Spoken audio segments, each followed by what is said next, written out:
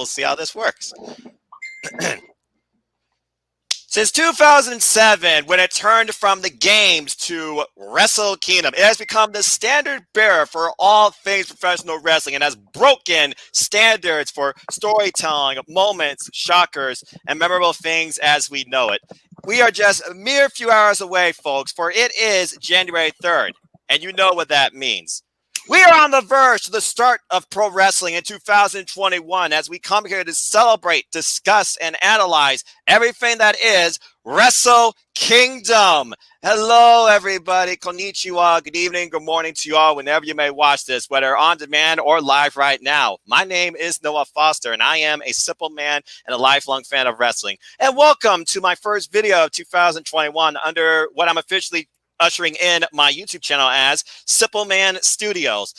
Throughout the year, you will get live content going about predictions, reviews, and discussions for all things wrestling, starting with my heart, New Japan Pro Wrestling. I might have guests in and out joining me tonight during the stream, but as you can see, I already got one good friend right here representing Indie Force and also FTW Productions, which I'm happy to be a partner of. He is the Wrestling Encyclopedia, my good friend, Casey Gallagher. Casey, how are you?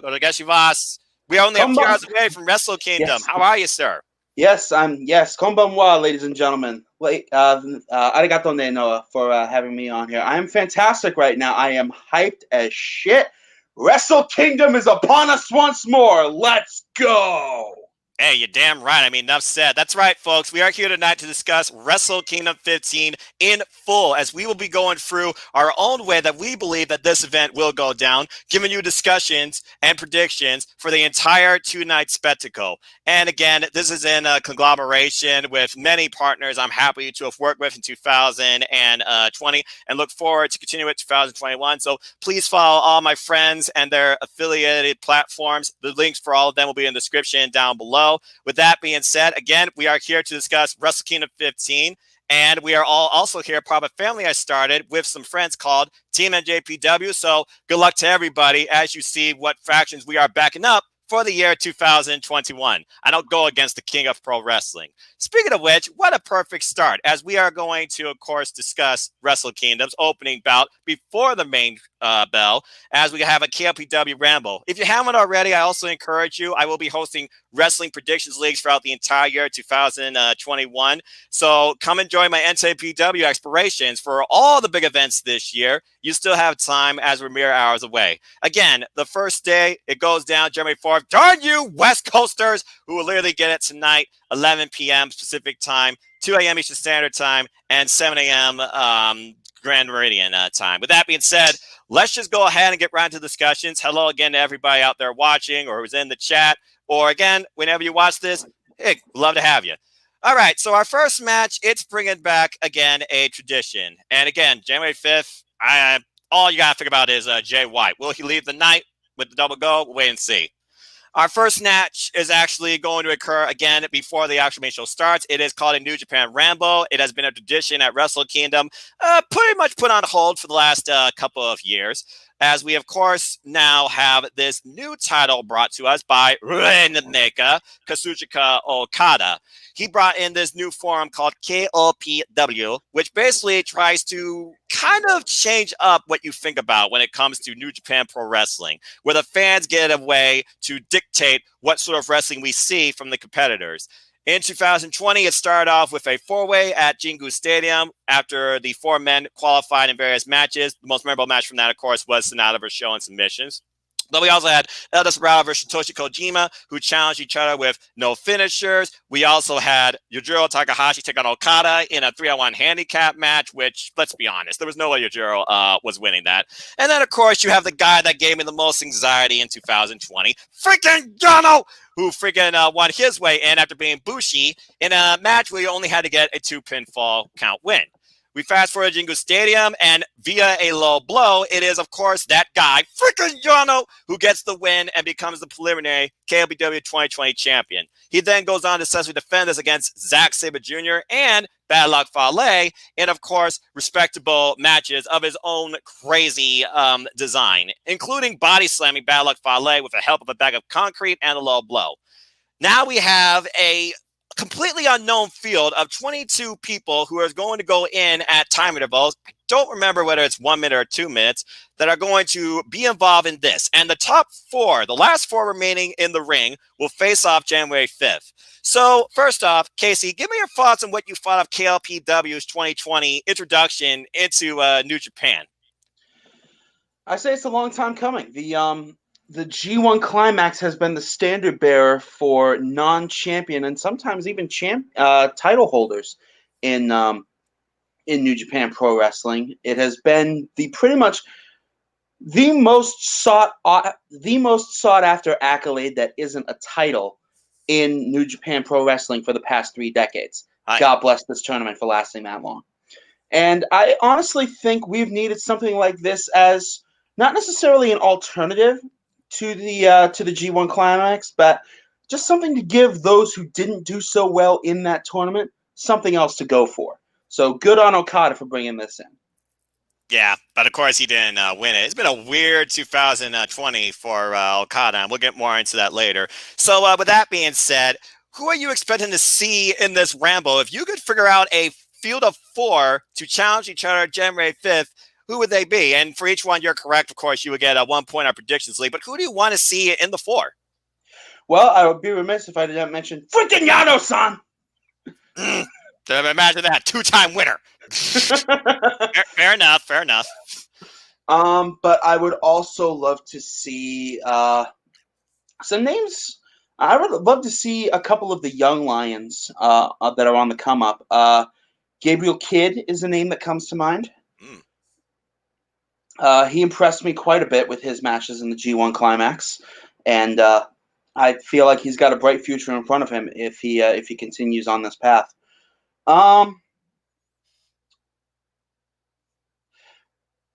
I would also find it really intriguing if we decided to bring in Tomohiro Ishii into this Final Four. There's one of my guys that I was thinking about. All right, now you're getting somewhere. Look, Tomohiro Ishii, Stone Pitbull, 2020 MVP of G1 Climax, in my opinion, who brought me some of my most favorable matches, he and Minoru Suzuki, which, might I add, was one of my favorite matches as well. It surprises me we don't have him in the discussion of the never openweight title, but of course he did contend for that earlier this year. But he's definitely one of those that I would love to see represent this.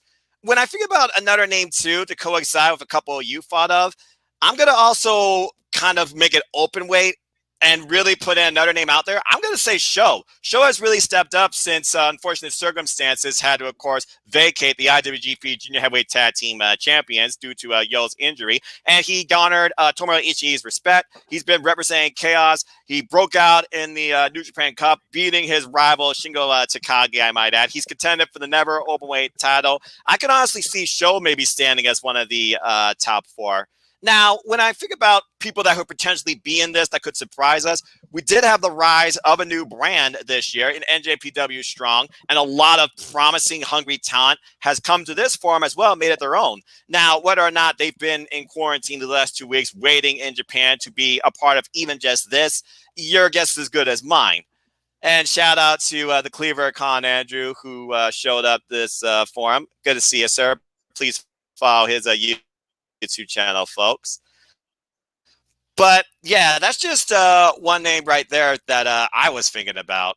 And when I think about NJPW Strong and influences there that could show up, I know that Cindy discussed the Regal twins potentially being in Japan, according to their Instagram. But I'm just going to go straight out there. I believe the Final Four to contend on January 5th, it's going to be freaking Yano just because he is unfreaking predictable. It's almost like this was made for him. He literally made it his own. He designed the trophy in his own image. Yes. The economical. Yeah. Freaking Yano. Thank you. The guy that introduced more anxiety to me in 2020 than COVID. There, I said it. I think it's going to be Yano, Tomohiro Ishii. I could see Sho in there, and just because he is truly the king of pro wrestling. Whether or not KPW truly stands for that or not, your guess is good as mine. I'm putting him in there. I'm putting in the king, Minoru Suzuki. Because, again, I feel like whoever holds this will redefine professional wrestling in New Japan and give us stuff we don't expect. We've already seen the silliness through Yano, so imagine what sort of crazy, barbaric, violent physical madness that could rival never openweight title matches could come from the likes of Tomohiro Ishii or Suzuki holding this. So again, those are my 4. So we're just gonna have to wait and see. And again, Yeah. we have no idea who's in it, but if this is replacing, of course, the 6-man never openweight title gauntlet, you gotta imagine it's going to involve all of those type of trios in there and people not involved in a match on Wrestle Kingdom's main card. So honestly, there might be a shocker. Maybe Bushi wins with somebody missing in the face. But again, there's no winners right now. We're just thinking about who could stand tall as the 4. We'll get more into who we think is going to win it the following day. So with that being said, let's go right into the actual show because boy, did they book themselves quite a bit here, as not only is the IWGP Heavyweight and Intercontinental Championships going to be defined via day 2 based on what happens day 1, but it seems like really we're getting more of a spotlight now finally towards the Junior Heavyweight division, as Hiromu Takahashi, winner of Best of Super Juniors 27, he takes on the winner of this year's Super J Cup, botch 2020, in ELP, El Fantasmo. The newly unmasked El Fantasma. That's very true.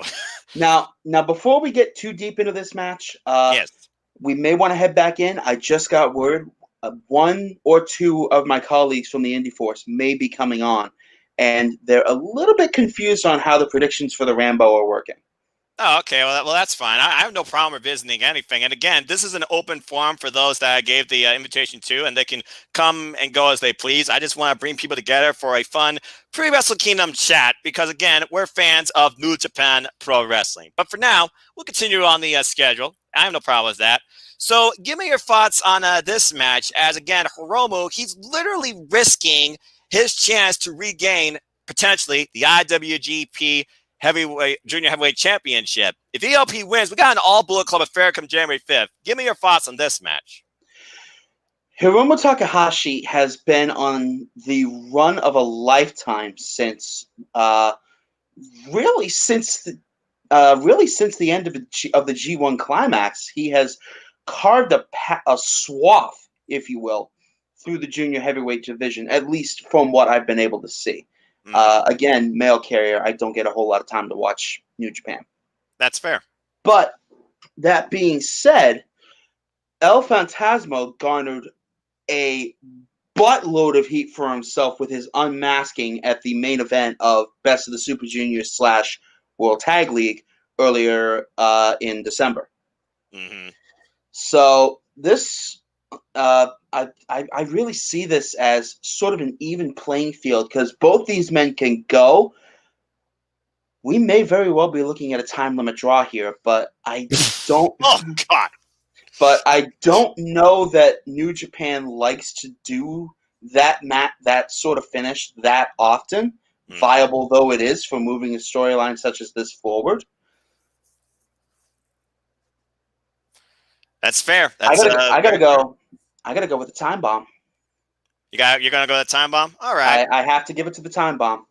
And fair enough. Before we get more into that, please allow me to introduce another guest, another member of Indie Force, leader, founder, and creator of For the Win Productions. He's different. He's my good friend, Jay Hebert Side 95. And while he gets his mic and video in there, I'm just gonna say arigato for joining and onegaishimasu. Welcome, James. How are you? I can't be on video just because I'm eating, so that probably wouldn't look pleasant. But that's fair. But again, welcome to the discussion. I know you're just as excited as me and Casey for Wrestle Kingdom, and I look forward to garnering any thoughts, questions you have, and including this match. But I'll go ahead and give my thoughts towards this. Hiromu Takahashi, in my opinion, he is one of the top 5 performers of 2020. Initially coming out of the gate last year at Wrestle Kingdom, beating Will Ospreay in some call a Match of the Year candidate for the IWGP Junior Heavyweight Championship. Before this whole pandemic lifestyle hit us, it was supposed to be him versus Naito at the anniversary show as he tries to bring the Junior Heavyweight division to the main event stage. And here they are in the opener, the first match to set the pace of Wrestle Kingdom this year. And also last year, in the same weekend, might I add, he was in Jushin Thunder Liger's very last match. Ever since then, ever since New Japan returned from the pandemic, thank God, after 100 days of uncertainty and just missing out on the best pro wrestling in the world, Hiromu has been involved in a first ever, never open weight New Japan Cup, and he's had incredible matches where he beat his all-time rival Toru Yano over here. He beat Tomohiro Ishii, and he came this close to beating Kazuchika Okada. Since then, he has lost the title to Taiji Ishimori, but he bounced back, of course, in Best Super Juniors, winning in what some call Match of the Year against El Desperado, taking El Desperado to a whole nother level to the point El Desperado unmasked himself. And now he's just hoping to have even more fun here as he takes on ELP to further this idea of the junior heavyweights can own Wrestle Kingdom, but I'm the best in the division. In my opinion, this literally could be just 6 months, literally in the mega for him to get the title back, but I'm not saying that too soon. But I do believe somehow, some way, despite ELP's tomfoolery, chicanery, and all the tricks he's going to pull off here, that allowed him to become a 2-time consecutive Super J Cup winner, much to the chagrin, I'm sure, of many Super Juniors, including Liger, who, of course, started the whole thing. I got to give it to the time bomb. I think Hiromu Takahashi is going to overcome Mr. Headbanger and go into January 5th to challenge Taiji Ishimori for the IWGP Heavyweight Championship. James, give me your thoughts towards this match as well. Before he does, sure. Whatever he predicts, I'm sure James will be happy as long as he gets to hear, Mac, please. Mac, please. Mac, please. Mac, please. Yeah, I remember that. That's still a great moment.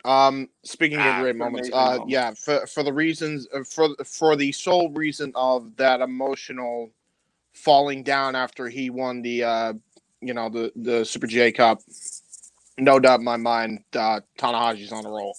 And normally, I would say if this is America, normally I'd be like, okay, obviously this is a, transitional period and they're going to give it to the heel. But they do things differently in Japan, and they really, really build their baby faces to be like big time stars. So no doubt in my mind that Tanahashi's taking this, or Takahashi, I should say, is taking this. Yeah, I always get them confused. I'm sorry. Yeah, Takahashi. It's one letter off in the last name, so I don't hold that against you. Yeah. Now, James had a big question about the Rambo. Go for it. How the hell do you predict it? Because I'm much like Casey. I'm very confuzzled on that first match on night 2, man. I was trying to figure it out, and for some reason it was like algebra. I couldn't do it. I mean, that's fair. Like I said, all you're predicting right now is who you think the 4 people will be involved in that match. And then based on those 4, you're wondering who's going to carry KLPW preliminary into 2021. And again, it's a who's who of who could possibly be in this. Will he get some sort of surprise debut or shocker? Could it be some talent involved from NJPW Strong? Could it be some of the veterans we've seen involved in the openers of these many tours? Yuji Nagata and Minoru Suzuki, could they renew hostilities? Could Uyo Yamera, Yoda Tsuji, Gabriel Kidd, they fight amongst themselves? You got Tamaki Homa potentially. You got Bushi, who literally, in my opinion, was the butt of LIJ for 2020 because he got nothing except beat by Toru Yano at one point, literally getting his mask tied in the barricade. And you even got Yano involved in this too. The way I see it, this Rambo is going to involve primarily people not involved on a match on either Wrestle Kingdom day. And honestly, it could involve people that you think would be involved in what usually has been a standard now, the 6-man openweight gauntlet. So again, pick 4 names, hope for the best. That's the way I see it. And that's the way I went about it. Yeah, and as Noah said, it's probably just going to involve there yet, right? We're not there yet. We're not there. Well, we just did that. All right, good. We literally just we talked about the Rambo. Yeah, we didn't talk about who we think is going to win KLPW 2021 overall. But again, per predictions, each participant you get right in the match, you get 1 point for. So either way, up to 4 points in that. By the way, shout out to those makes sense now, by the way. It's all good. Shout out to those that have joined my explorations in New Japan Pro Wrestling League for New Japan Pro Wrestling, as it looks like 20% of people believe that out of 15 responses, ELP could outsmart and maybe beat the ticking time bomb, but the majority is going along with us for the ticking time bomb for the win. Regardless, this match is going to be crazy, fast-paced, unorthodox because ELP is one of those that is just so gifted as an athlete, but he's an absolute a-hole. And Hiromu's going to do anything he can to absolutely steal the show and win this. So it should be a great match. We're just going to have to wait and see what happens. Again, folks, with the technical difficulties, I apologize. Let's go ahead and move into our next match. Before I do that, we have another guest joining the forum, also representing FTW and Indie Force. Please welcome Lionheart, Mike Nichols. Nichols, how are you? What's up? What's good? Welcome Happy to this be forum. Here. Happy to have you. We're just talking New Japan Pro Wrestling and WrestleKingdom, so I'm just bringing on the people as they want to come on. And if you have any questions regarding anything we discussed prior, feel free to. But I'm going to actually let you start off this match as we're now going to look into the IWGP Heavyweight Tag Team Championship match. As it is, the current champions, my guys in my faction, Suzuki-gun, Dangerous Tekkas in the Holy Emperor, Taiji, and, of course, his partner, submission master, Zack Sabre Jr., they take on last year's, finally, I might add, winners of the World Tag League, but always been the butt of this particular day and forum. Can they finally break that curse? I'm talking about the Gorillas of Destiny, the standard bearers in tag team wrestling, the franchise in New Japan Pro Wrestling's tag team division, G.O.D., Tama Tonga and Tonga Loa.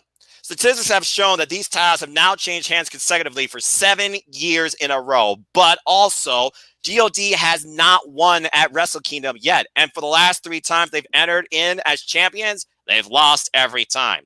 Now they come in as challengers. And with Kenta and Jado, who I'm sure are going to be playing as a factor in this one way or another, I'm going to start with you, Mr. Nichols. Do you see us having new tag team champions? I most definitely would like to see new tag team champions. Tama Tonga and Tonga Loa are, from what I've seen in previous matches, they are the top of their game. I mean, G.O.D., Bullet Club members, the OG Bullet Club members, what can you go wrong with them? I've seen how quick maneuverable they are. I've seen how quick they are when it comes to with the tag team stops and positions. So, and because of the fact that they were last year's World Tag Leagues, and since they've never won this sort of tournament like the IGB Tag Championships, I think this is their time. All right. And why wouldn't they? It'd be making the most sense for these two. I mean, by the way, am I the only one with like? Before we continue, am I the only one with like super severe lag on my end? No, we can hear you fine, James. Well, I can hear you fine. Are you getting like lag on your end from our video feeds? Guys, so I may have to switch to my laptop. So if I do, bear with me, obviously. Okay. But yeah. Oh, that's fine. And in the meantime, Casey. For the same reasons Nico said. James, you want to give your thoughts? For the same reasons Nico said, I will also say G.O.D. I mean, that's an obvious choice. Jeez, everyone's going against the champions this time. Well, again, it's hard to go against statistics. So, Casey, you're in the same boat. You believe G.O.D. is finally going to get the win at Wrestle Kingdom? All right, too sweet. Okay, so here's the thing. Shout out to the Jeff Meacham Network. Please follow that, folks. I am pro Suzuki-gun. I've been saying it all year 2020 that Wrestle Kingdom would be the year for both LIJ and Suzuki-gun. Look at what Suzuki-gun has accomplished 2020. Look at what's going into Wrestle Kingdom. These guys, they are on a whole new level, both as individuals and as a tag team. They, of course, won these tag team titles, beating the Golden Ace after destroying Tanahashi's leg back at Dominion, and then successfully retaining it at Jingu Stadium against that same team. Go down the line, they also took on Yoshihashi Hiroki Goto, successfully defended the titles there. And they went for the World Tag League, had an incredible performance, but one of those losses was to G.O.D. And at this point of recording, based on their tag team history, God has beaten these guys every time. It is 3-0 in their favor. So with that sort of statistic going in, and the fact these titles have now changed hands 7 times in a row, do I go against all that statistical data, and do I see the champs actually retaining again? Do I believe in the jinx, or do I finally believe that God is going to finish the last thing on their bucket list, and that's win at WrestleKingdom? This one is extremely difficult for me to call, but something in me right now feels like, especially after what happened during World Tag League, where the Iron Glove of Iska got involved in the finish, I think literally Taiji and Zack Sabre Jr. are going to finally shut these two up, and I feel like we're still going to be pursuing that ultimate goal for God to win at Wrestle Kingdom. I feel somehow, some way, I got to go with my guys. I think Dangerous Techers are going to break statistics and retain. I feel like right now their tag team run is just starting as Zack Sabre Jr. truly wants to elevate these titles, and Taiji Sully says he wants to kill these two. These two didn't even get a chance to speak on the forum of the press conference because God basically stopped them dead in their tracks. And also, these guys, they're out for one thing. GOD's out for one thing, to finally win at Wrestle Kingdom. It does not mean they're not going to become tag team champions 2021. I truly do see that happening. Look at what happened with Finjuice. They lost during the New Beginning USA tour this past February. But something in me right now, I'm not going against my guy Suzuki-gun. I'm going with Dangerous Tekkers to retain. And according to this, most people believe that God will retain, while I am in the God is going to get them, while I'm in the minority as well. Some people think Dangerous Tekker is about 27%. So we'll see if I'm right or if I'm wrong. But again, I'm going to go with Suzuki-gun for the win. Zack Sabre Jr. is ready for payback, especially after getting that Iron Glove. Just saying. All right. So moving on from there, let's go into a very unique match. Originally, Juice Robinson, he had this spot, but due to injury, unfortunately, he is out. And again, the guy just coming back, I feel so bad for him, but the show must go on, as it's said. We now have IWGP United States Heavyweight Championship right to challenge contract match. And it goes like this, gentlemen. Satoshi Kojima, a former IWGP heavyweight, he now gets to challenge Kenta for this briefcase after picking up a big-time win during the road to Tokyo Dome. Satoshi Kojima is no stranger to the Tokyo Dome, as he's, of course, entered as IWGP heavyweight champion. He was involved in the very first Wrestle Kingdom in a Super Dream tag match with his partner, Hiroyoshi Tenzin, part 10 Cozy. Jon Moxley's been MIA this entire year because of pandemic, AEW, etc. Kenta has successfully defended this briefcase since winning it on NJPW Strong's NJ Cup USA. He's defended it against the likes of Jeff Cobb, David Finlay, Brody King, and even the ace, Hiroshi Tanahashi. Let me go ahead and re-add James to this discussion. My let's see if apologies. that helps. Did I miss a match? Now, this actually is an easy match to call. What? You did, but we can go back and talk about it. It's no big deal. But I feel like right now, everyone's clamoring for it. Everyone's waiting for it. And we just have one question. Where the hell is Jon Moxley? What are the chances of him showing up via video graphic or leaving at the Tokyo Dome is a bigger question, too. And where will this talent match take place? That's a whole nother question. But as far as this match goes, it is extremely difficult to bet against Kenta. So I'm not. I think Kenta is going to retain this briefcase one way or another. But this should be still a very aggressive, hard-fought battle for both men. James, do you agree? Yeah, I agree. Is it? Do we know it's Moxley coming in to fight him or no? No, he's Kenta is fighting Satoshi Kojima, former IWGP Heavyweight Champion in his own right. Yeah, for that briefcase. Yeah, Kenta's winning. There's no way. There's no way they're not doing a Kenta Moxley program at some point down the road. So. And I don't think they're going to start here.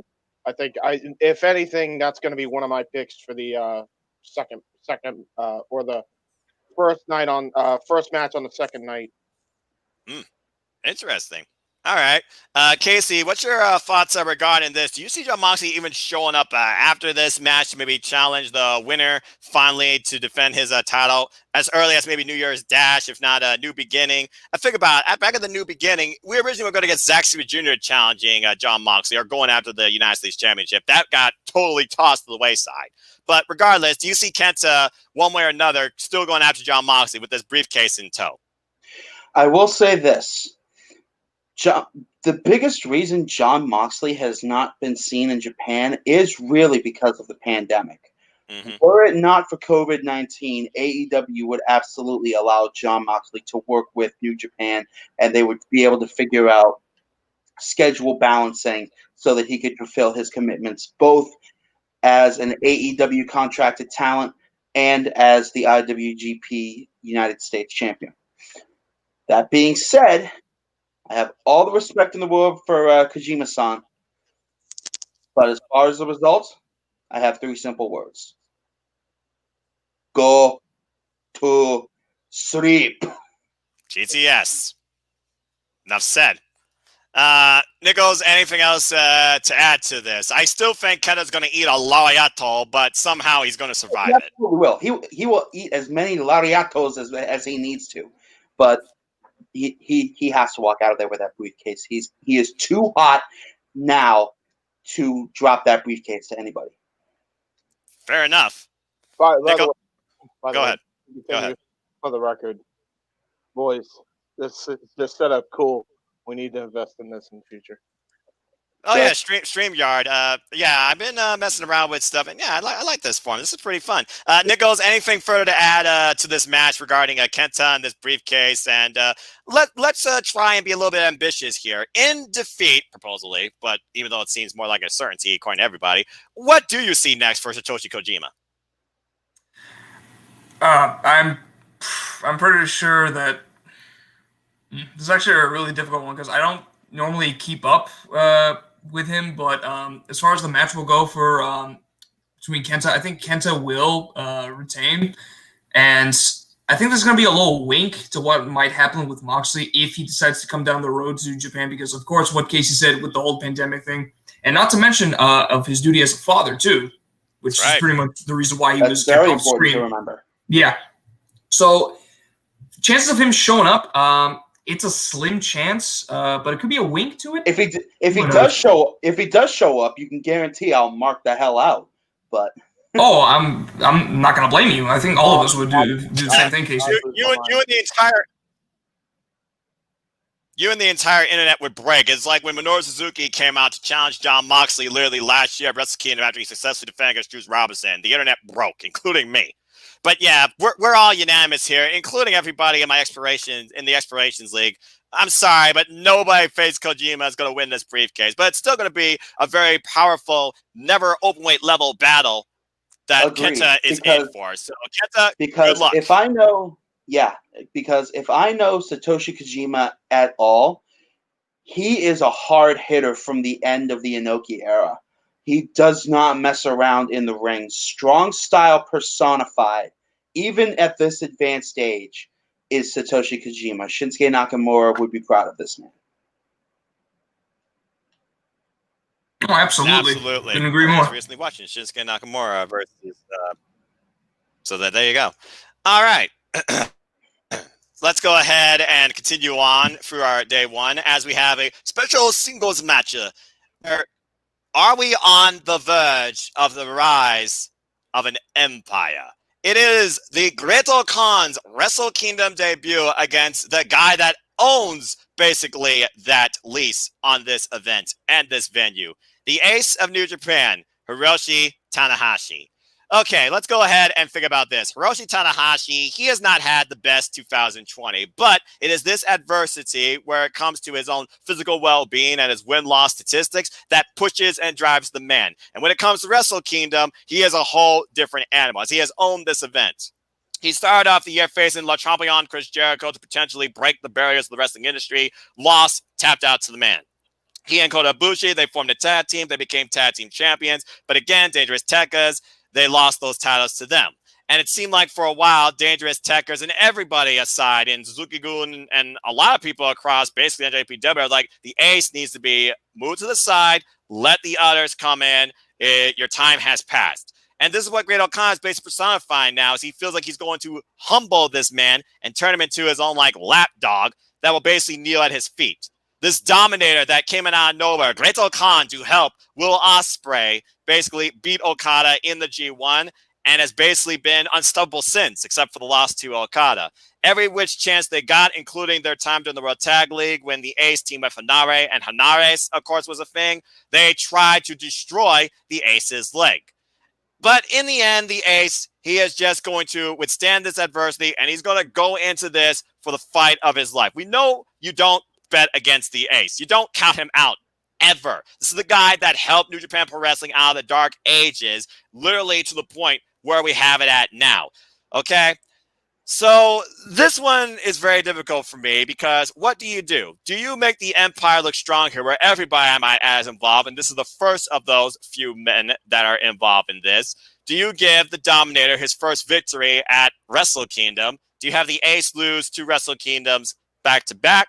Do you have the Ace pull out a win out of nowhere? And then do you revisit this? This one actually is a bit difficult for me to call. But something in me feels like right now, with everything Hiroshi Tanahashi has faced this past year, but still keeps going forward, I think the Ace is going to find a way to pull it out. I'm actually going with Hiroshi Tanahashi for the win here.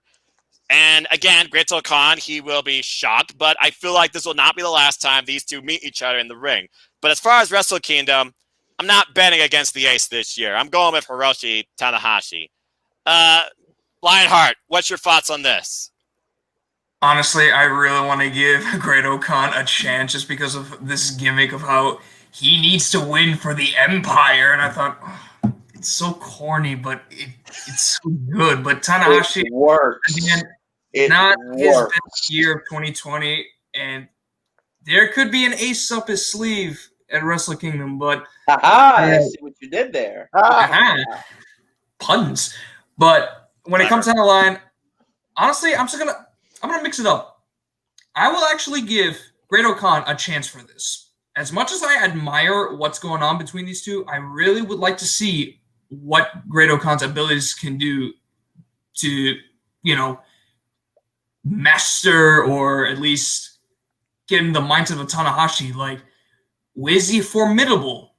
Or is he just some typical jobber with a gimmick that people may not or might understand? But yeah, Great O'Khan, all gimmicks aside, I really have high hopes for this guy. And it's going to be great to watch either for one way or the other. That's for damn sure. Absolutely, yeah. Yes. That'll be entertaining. Yeah, I'm not betting against Tanahashi. There's no way. And if for no other reason, you got to remember, it wasn't even like 2 years ago at G1 Supercard, and he still was operating the entire year of 2019 with a busted fucking arm, and was still carrying freaking the Rev Pro division on his back, along with Zack Sabre Jr. in like a bunch of classic matches. So they had a year's worth of classics, which it's insane to me because I remember seeing him live and I thought he should have retired because he didn't look like he could go as good because of his arm, and he didn't really miss a beat, especially in the following show on the London show, that huge crazy mega week, was able to retain that belt, and he held it for a while. I think he held it a couple times, so it was just like, just for that alone, I'm never gonna bet against Tanahashi again. I was a fool to do it once. I'm not gonna be a fool again. It's not happening. All right, fair enough. Casey, do you agree the Ace is going to pull out the win? I will agree you would have to be a fool to bet against the Ace. That being said, however, Great O'Khan absolutely needs this win to establish himself as the heel that Will Ospreay needs him to be. If you want Will Ospreay's faction to look strong, you need the big guy to pull out a win. And Hiroshi Tanahashi will be dead before he bows or kneels before anybody. That's the attitude that got him where he is today. But if you can't make him kneel, you end his career.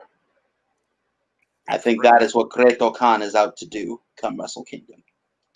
To counteract your point, a lot of people, as far as he needs this win to establish himself, that argument, they said the same thing about Jay White on the G1 Supercard.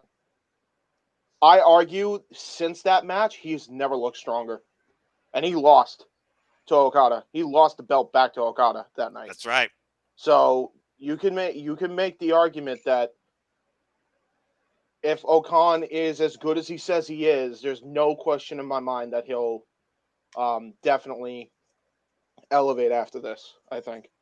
Oh, that is not in question. Whether he wins or loses, his stock is going up because he got in the ring with Tanahashi, especially if he's able to hold his own, which I suspect he will. Hey, you've all made very compelling points, but it's like Tanahashi says, it's this adversity that pushes him. This is the guy that beat Kaiji Muto back at Wrestle Kingdom 3 in 2009, where we thought that guy was absolutely unfreaking stubble. It was also at that time where it was also Tanahashi versus the Great Muta? No, Kaiji Muto. Same guy. This either way, this is a freaking match I have to see. Yeah, go back and watch Wrestle Kingdom 3. I already told you what I've been doing ahead of this. I watch all the Wrestle Kingdoms you can find in the NJPW world, all the way back to basically the original start of Welcome to Tokyo Dome, where Wrestle Kingdom was officially ushered in back in freaking 2007. And again, folks, for those that are wondering, how can you watch this event in full? It's super simple. Those that know the most common platform, you can do Fight TV, you can do pay-per-view pricing, blah, blah, blah. Or you can go to njpwworld.com, create an account, and literally watch Wrestle Kingdom in full and New Year's Dash and explore the archives and the month ahead of New Japan Pro Wrestling in either English or Japanese commentary for literally less than $10 American a month. So what deal are you going to go with? I mean, come on now. I can't push this enough. It's one of the simplest services that you can use and one of the best investments you can put yourself into as a pro wrestling fan. So just go and do it. What do you got to lose? I do not think they're questioning that, Noah. I think the reason why they're asking, how the heck could you watch that, is because you watch everything current wrestling, have a job. At one point, we're going to school and go to church on Sundays. They're probably asking you that personally and saying, how do you have time for this? It's simple. Time management. But anyway, thank you for that. Management. Can you teach us time management, please? Yes, please. We need to learn. We need to learn this, like, desperately. Please. I mean, it's more so just something you develop on your own. But I'm happy to encourage it and help where I can. But anyway, enough about that. We'll talk more about that later. Let's move on to our next match. And by the way, the majority does believe that the Ace will surpass Great Khan, but there is 25% that do believe that Great Khan will humble the Ace. So we'll have to wait and see. Regardless, those Mongolian chops are sure to do a number on the Ace's shoulder, and I'm sure Great Khan's going to continue to attack the Ace's leg. One way or another, high fly flow, high risk, high reward. I think the Ace is going to prevail. We'll see what happens soon enough. But speaking of the Empire, and by the way, shout out to my good friend Mark Reviews, who's also in the chat, and he says, and I quote, "Damn, it all makes sense." Does it? Well, it's up to you, brother. Again, you still have time to think about this, and please follow Team NJPW and Team All Elite on Facebook, folks. What's up, Mark? Anyway, let's move on to our next match, folks. As again, we talk about the rise of an empire. We got to talk about not their leader, but the guy that says this group is not about a dictatorship, but a direction.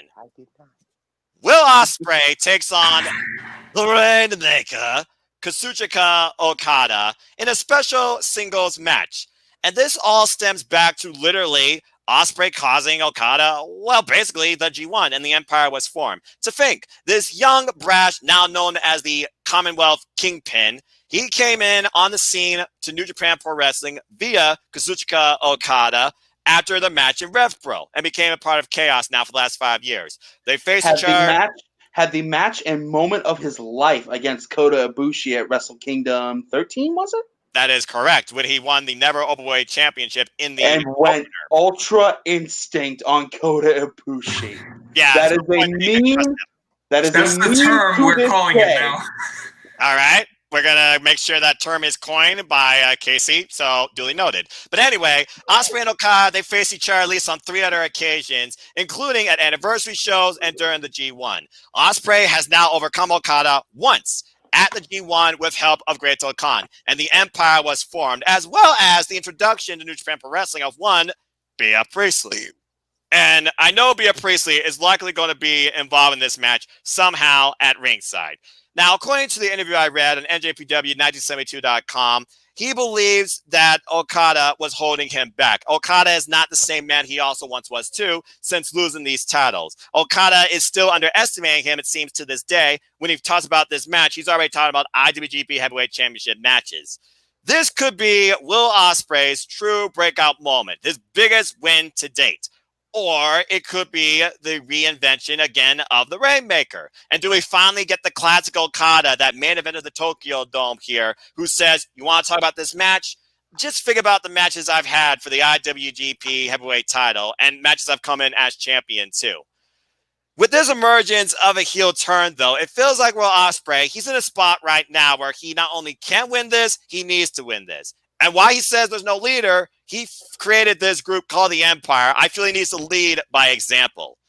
And so somehow, when it comes to my opinion on this, Will Ospreay has taken a huge gamble on himself more than anybody else. Okada has not had the best 2020 either. Lost out the G1. Lost out KOPW 2020. I think his last big win was honestly against Taiji at New Beginning, and Taiji almost killed the guy.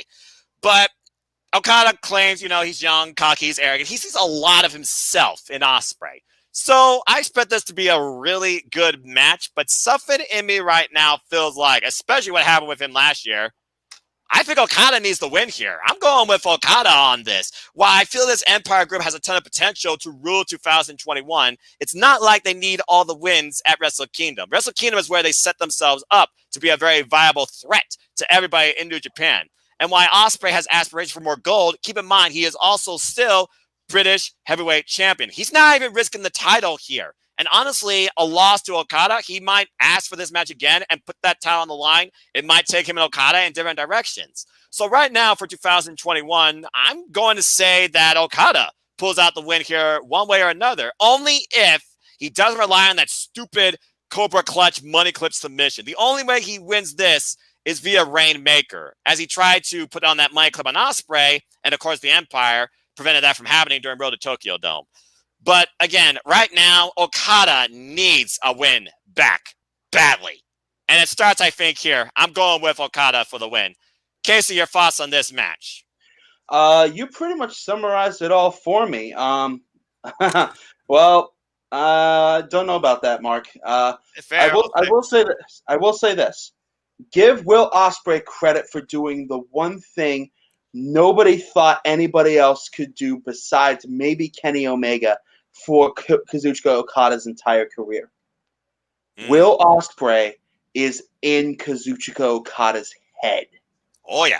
That is huge for Will Ospreay, and that gives him a massive advantage going into this match. So I absolutely would not be surprised if Ospreay was able to use that to his advantage and walk out of here with a massive, massive win over Kazuchika Okada. However, as you just said, Noah, Okada has been, well, yes, exactly. That's our point, Mark. Thank you. Thank you for putting that's our point, Mark. That's exactly our point. He needs to not rely on the money clip that much. If he can break that tunnel vision that he seems to have these days and use all of the tricks in his arsenal, which is exactly what he's going to have to do if he hopes to get a win over Will Ospreay, the man who stabbed him in the back towards the end of 2020, if not earlier. He needs to get in the right headspace, and honestly, I think this is the night he finally gets his act together and comes out with the desperately needed win. All right, fair enough. like 5.5 hours from now, whenever that match takes place, I predict we are seeing the return, the rebirth of the Rainmaker. Long overdue. Mark also says, if Ospreay loses, will it stay in the faction at an early stage? James, I'll go with you on this question and give me your thoughts on this match. I don't think, for the same reasons I just mentioned, Jay White and I mentioned Jay White and I just mentioned Khan earlier. So I don't think it will necessarily hinder the faction, but I do think it'll kind of keep Ospreay at a certain level on the cards. And while that's not necessarily a bad thing, and I don't think the faction's necessarily going to suffer for it, Ospreay needs to elevate. So I'm going for Ospreay here. This is long overdue, and there's no better way to make a statement than to coin a phrase from AJ Styles, to beat Okada in the house that the Rainmaker built, WrestleKingdom. So I highly think Ospreay is taking the win here and should take the win. Just because I feel like this dude is a main eventer waiting to fucking happen. I mean, he wanted to go in primarily before when he was IWGP Junior Heavyweight Champion to main event the Tokyo Dome. He's not main event the Tokyo Dome still now, but he is leading his own faction, and honestly, he might be trying to take over New Japan. But with that being said, we're kind of looking at maybe a change of the guard and also ushering in a new era. We're looking at the Empire versus, the standard bearers of Tokyo Dome in Hiroshi Tanahashi and Kazuchika Okada. So, Mike Lionheart, with that being said, what do you believe is going to happen here? Do you see Okada once again bouncing back, or do you see Ospreay finally overcoming the Rainmaker at the point the Rainmaker might need to go off to excursion? There is a slight possibility that we might see the return of the Rainmaker, but again, with Will Ospreay trying to get this win for the Empire, it would make a lot more sense for that specific angle, and Will Ospreay, in his own right, is just phenomenal that he has a way to, what Casey said, gets inside of the mindset of his opponent, especially as one as Kazuchi Okada. And again, what you said, Noah, there is a chance with B. Priestley being at ringside. There is some sort of schematic or shenanigans that she might do for the win. And I just got to give it to my boy, Will Ospreay. I feel like to further express the goal of what the Empire needs to become, I feel like it would be the right time for Ospreay to earn this victory from Okada.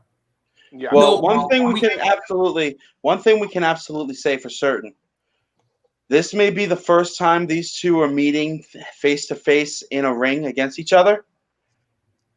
We'll be damned if it's the last.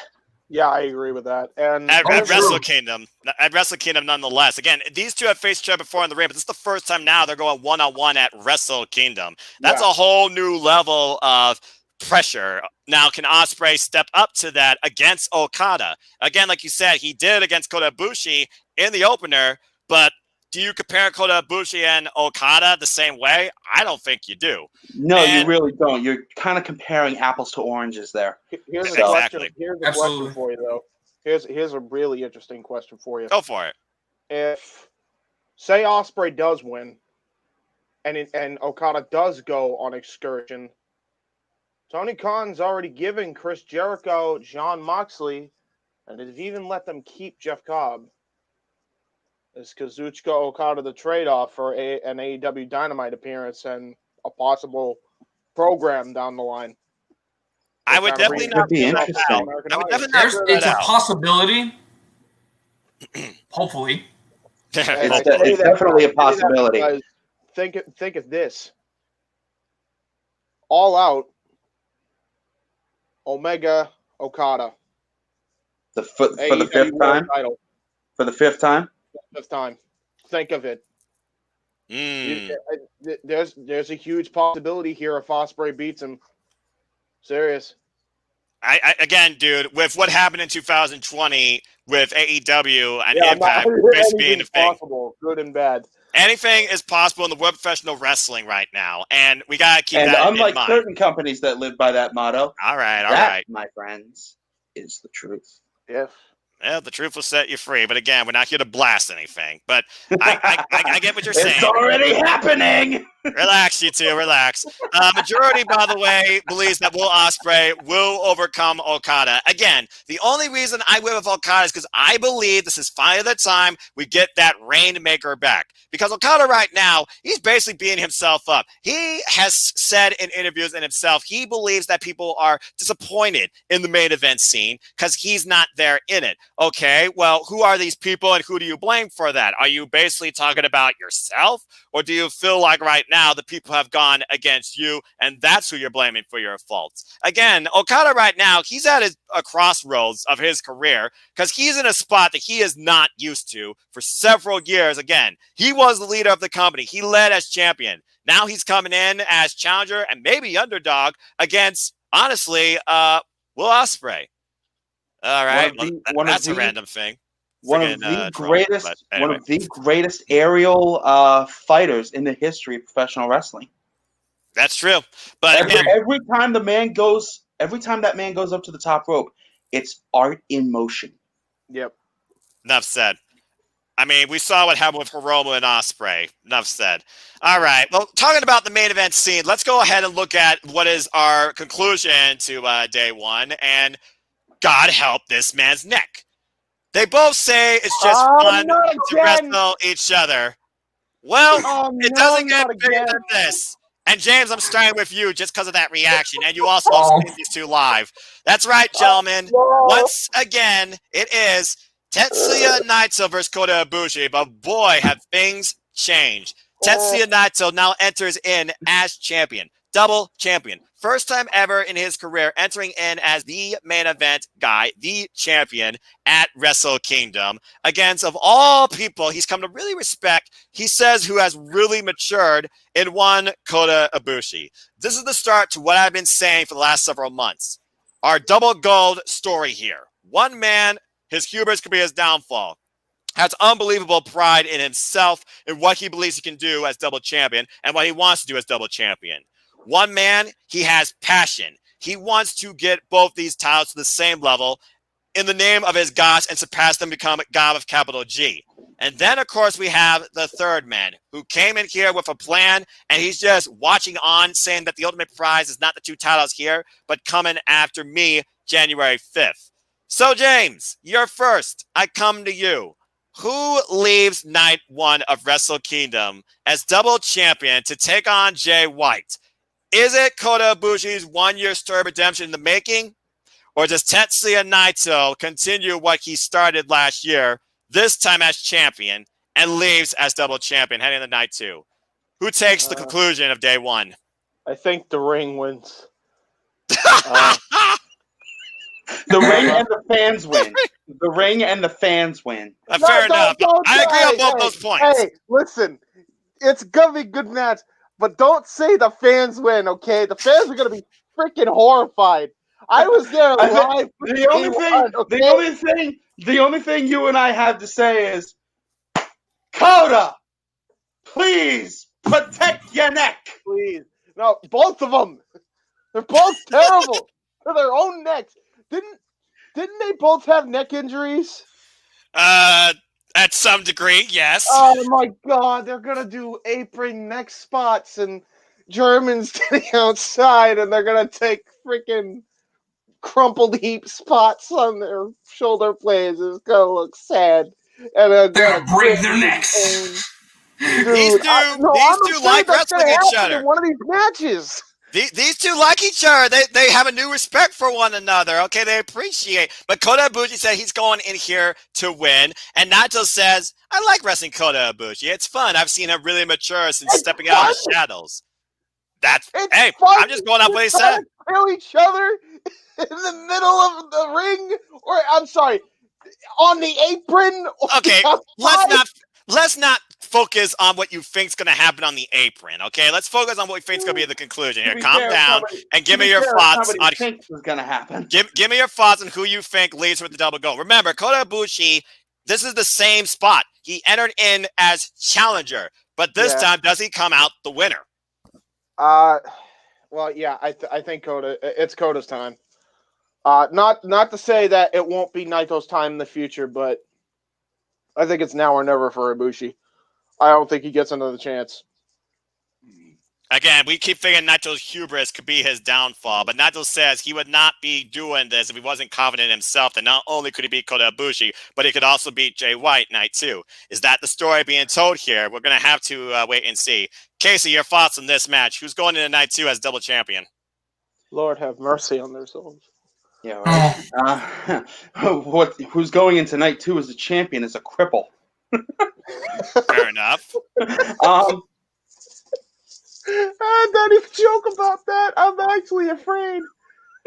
I'm legit. I'm terrified, bro. For the sake of James' anxiety, Casey, keep it simple. Just focus on who's winning the match.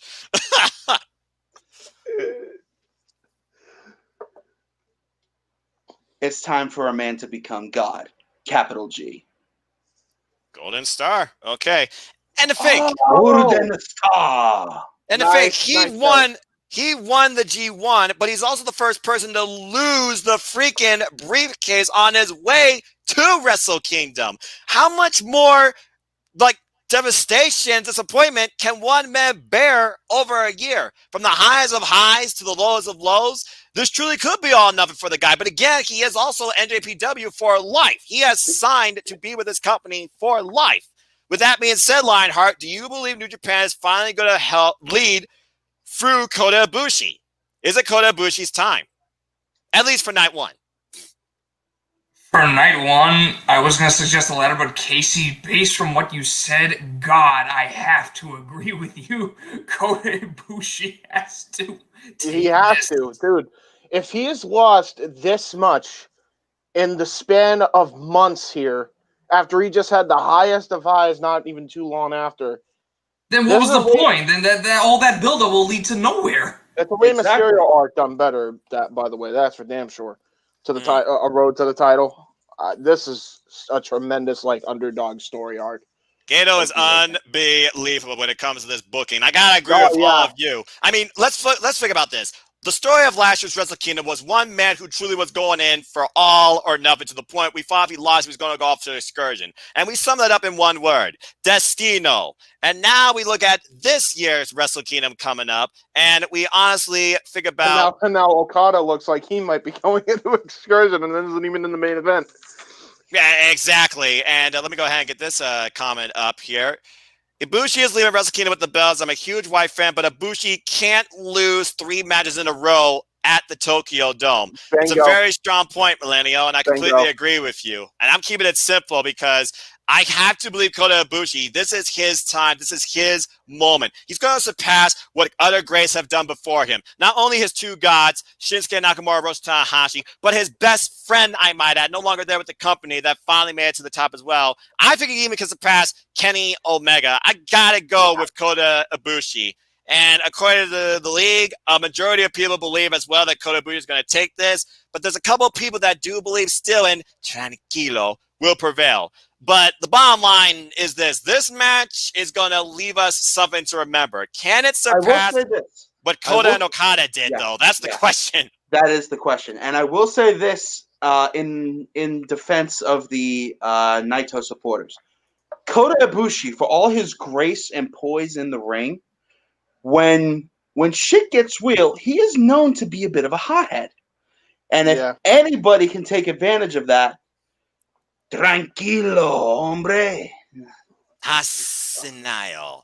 But again, we're just going to wait and see. But that's our thoughts for night 1. Let's go ahead and proceed into night 2. I I want to start. Did I predict that? Did I not predict matches before I came in here? By the way, there was a couple of matches. There was a couple of matches. Yeah, but I got a form, and I'm gonna fill out this graph, so we'll figure it all out, James. Okay, And if you do have further thoughts, again, we can go into a post-it discussion. But I think the only one I didn't actually predict for, by the way, because I did the picture, circle the picture thing. Like I did last time, the circle picture thing. It's simple. Match. It's simple. All right. Well, before we go into day two, actual content, let's go ahead and bring another discussion like we started last year and bring a subtle acknowledgement because once again, since being part of Bushiroad now together, but due to TV rights, we are unable to see this, but celebrating 10 years now, God bless this promotion, by the way, leaders in women professional wrestling, Stardom, they now have their showcasing once again at WrestleKingdom as they get 2 tag team special matches this time. One based on a grudge and one based on people who want to pursue gold.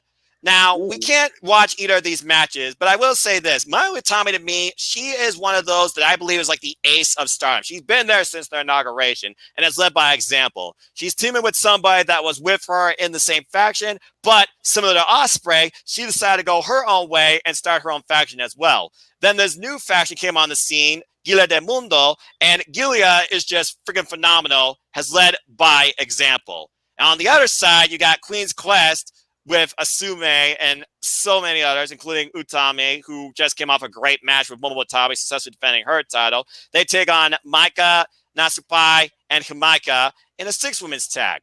Now, I'm not going to necessarily predict these matches, but I just want to give that great acknowledgement to Stardom, and I hope people do support Stardom and find a way to watch these matches on Stardom World. I'm going to dedicate more so of my year this year to Stardom and Pro Wrestling Noah and DDT as well. But before we go any further with Wrestle Kingdom, are you giving more time to Pro Wrestling Noah because it's after you? No, I'm not. Okay, that's the cheapest thing you could say. But I do want to go. I do want to go around. And they call you the $5 man for a reason. That's fair enough. I don't even eat McDonald's, so there you go. Yeah. Anyway, that's a conversation for another day. Casey, you like that KFC? That's fair looking good. Go ahead, Casey. Go ahead. Tam Nakano, is she related to Bull Nakano? I don't think so. That's actually a good point. But anyway, it's a good question. But I'm not gonna lie. I'm not fully sure. And by the way, shout out to my friend. We love you. Shout out to my friend Peps on Twitter. Please follow at Peps Wrestling. He gave me some brief dialogue regarding these stories as well. Because again, due to rough things I was facing in November, December, where I was taking hiatus from everything, I didn't have a chance to really watch all this. But again, Maika challenged Utami for the World of Stardom title match after Utami successfully defended against her fellow tag partner in Queen's Quest. Of course, I'm talking about Momo Watabe. And Asume and Poi, they are feuding. No doubt will be over the high-speed championship. And Tam and Mayu, they hate each other, even though they're on the same team. Because, again, Tam started her own faction called Cosmic Angels.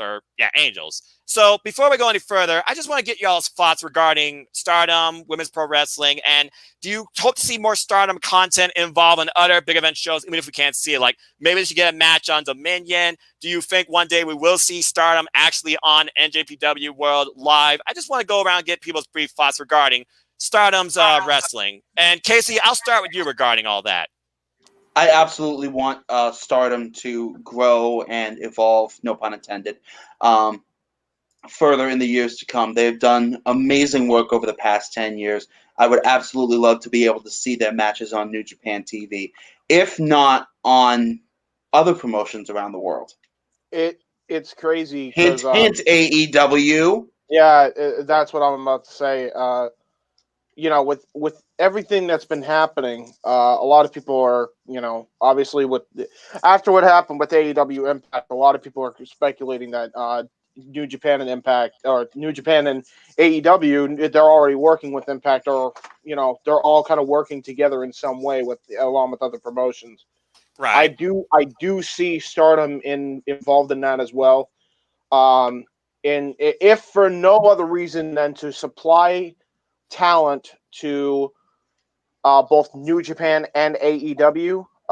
If obviously we know what happened when it came to B. Priestley, who was one of the early highlights when it came to, matches with Britt Baker, which were admittedly actually pretty good.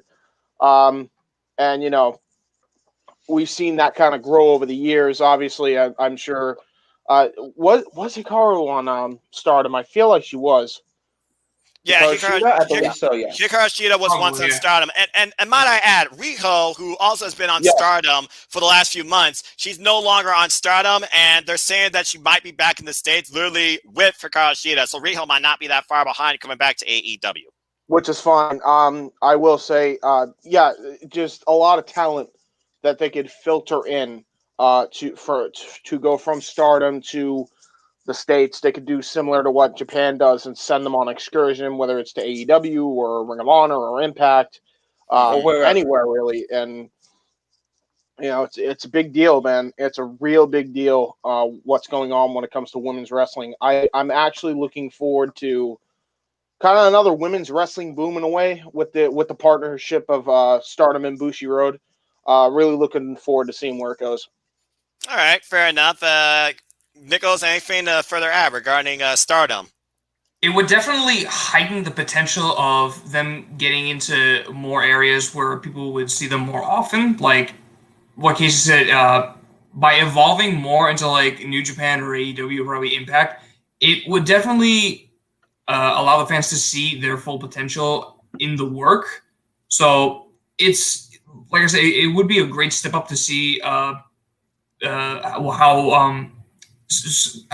Stardom, they would influence these wrestlers and how we would perceive them if they were to be more around often.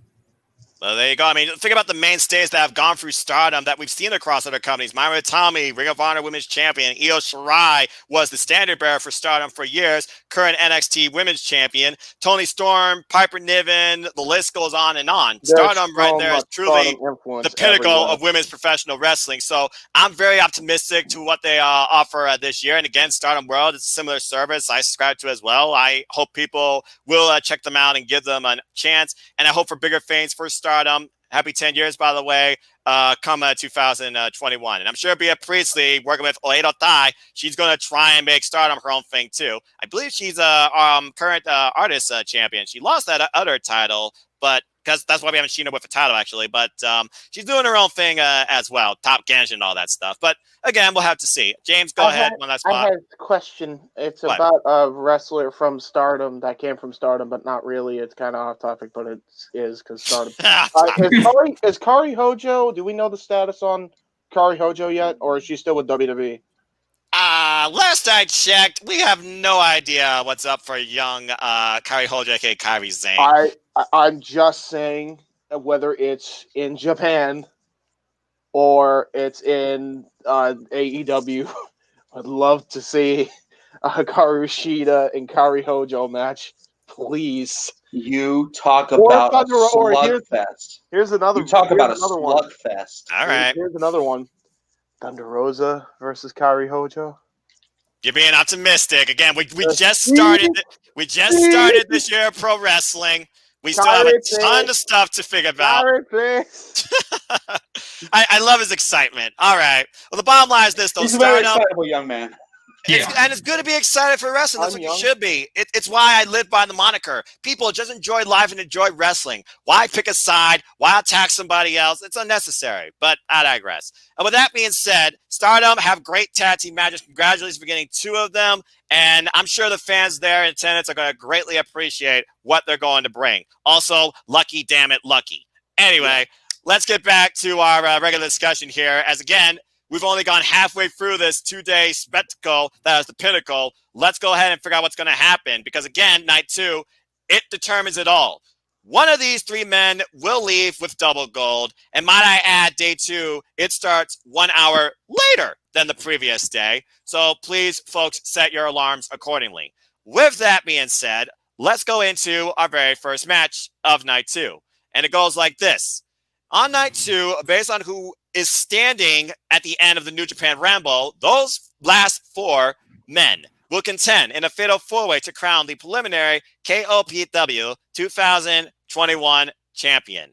Now, again, it is a who's who of who could be involved in this match, as we lightly discussed. I've seen in predictions on my prediction forum so many names drop. People have said Tomohiro Ishii. People have said Sho. People have said Minoru Suzuki. People have said even great legends as well. We got Godo. We got Bad Luck Fale. Tomo Hanare. We got Yujiro Takahashi. And by the way, folks, there will be no pita. I'm sorry.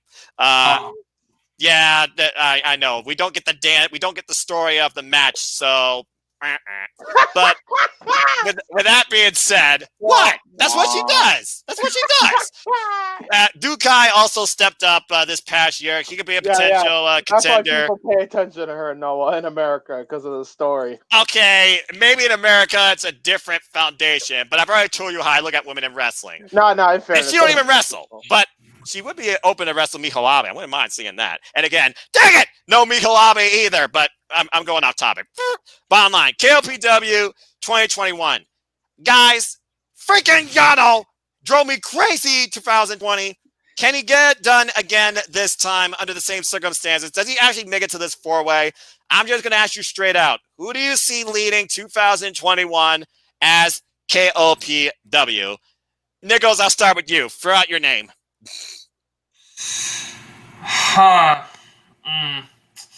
That's gonna be a tough one there. I might have to ponder that a little bit. While I do that, Casey, you want to throw in somewhere? Like give it a deep think. Deep think. It is a time for the stone pitbull. Right. Oh, that's a good I like shout. that a lot. Tomohiro Ishii. I still find it crazy he's not involved in the never title picture. I'm just saying. We're picking all four, right? We're picking the final four? Well, that's what we did night one, but since you weren't here, yeah, go ahead, throw out your four names and who your think's going to win. Go for it, man. Do we know who is advanced or what? That's what we have no idea. We are literally dictating our own WrestleKingdom. Yeah. We have no idea. We are literally fantasy booking our own match. Take whoever is not already involved in a match on night one at WrestleKingdom, and from that whole section of roster, everybody is fair game.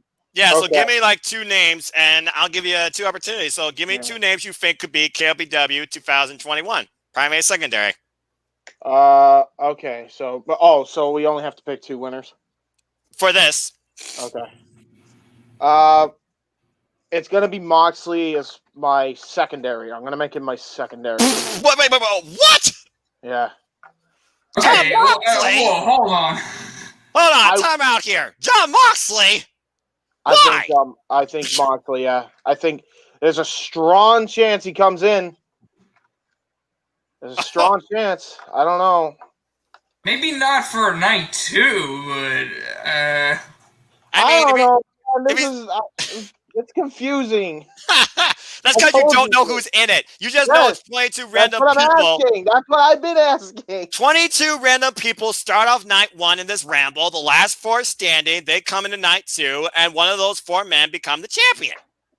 Did I not ask Casey who's in this Rumble thing? And you don't know who's in it. They didn't give us a list. Unlike Sports Entertainment, where they literally define themselves as, I'm going to be in the Royal Rumble. Okay, then my secondary is still Moxley then, because it could happen. All right, well, I'm just kidding. And that's my secondary. Still, it's my secondary. Fair. Get off my case. Be optimistic. That's all I got to say. Yeah. My primary... Oh, man. I don't know. Yeah, that's the tough one. Yeah, it's the primary that's a tough one, because everybody could probably think of Moxley or Jericho or somebody that hasn't been on... Jericho? What? Wait, I only say that because you could think of those immediately because they haven't showed up in Japan in a while, or you could even throw out Zack Sabre Jr. in there. I mean, that's if he survives night one. But again, it also comes down to the fact that he's probably not going to be in it because, again, the Ramble opens up WrestleKingdom before the actual show starts on night one. The Ramble is before everything else. Well, if you would allow me to name my secondary real quick. Go ahead. Fucking Yano! I don't like you. I had enough Yano anxiety when I finally was going to take his freaking block in the freaking G1. Thank God Juice Robinson and Zack Sabre Jr. beat the daylights out that guy. But to Yano's credit, he did hold on to that trophy, and he won KOPW for 2020. Can he become a two-time winner, or at least the holder for the start? On the note, on the note of freaking Yano, who was his longtime tag team partner? Nowadays wears the chain around his neck. Oh, Toge Makabe. Thank you. Why could I not think of his name? Because he hasn't been involved in a while. And the last time we saw him, it was Gabriel Kidd who wanted to fight Toge Makabe because he didn't think it was the same Toge Makabe that was the ultimate threat to New Japan back when he was freaking never openweight champion contender with Tomohiro Ishii. But I digress. All right. So looks like everybody's got thoughts out the wazoo here. I'm keeping it simple. I'm just going down to two men. That's Tomohiro Ishii and Minoru Suzuki. I want to see these two duke it out for this and maybe build a rivalry off it. Tomohiro Ishii, of course. That's what you want to see. That's what you want exactly. to see. He is one-third of the never openweight champions. I get that. That's what you want to see. What you are going to see is headbutts for freaking days. Well, he is the freaking refrigerator, just saying. Nichols, anything further to add regarding KOPW? Yeah, I gave it some thought, and I summed it up to two guys. First, in my primary, I'm going to have to go with Jeff Cobb. Interesting. Very interesting. I mean, very interesting. It's not much that you don't see. Nikos, you're going to want to think about that again. Isn't he's going to fight for that. Yeah. So he's almost like you think that some people are going to pull double duty. They're going to be in this ramble, and then they're going to be involved in their matches, which I wouldn't rule that out, but I still think that would be a bit excessive. Yeah. It would, but I don't know. It would just seem like more like his character that he would appear in something early on. And my secondary pick, just as a wild card, Dave Finlay. I don't know if he's going to be.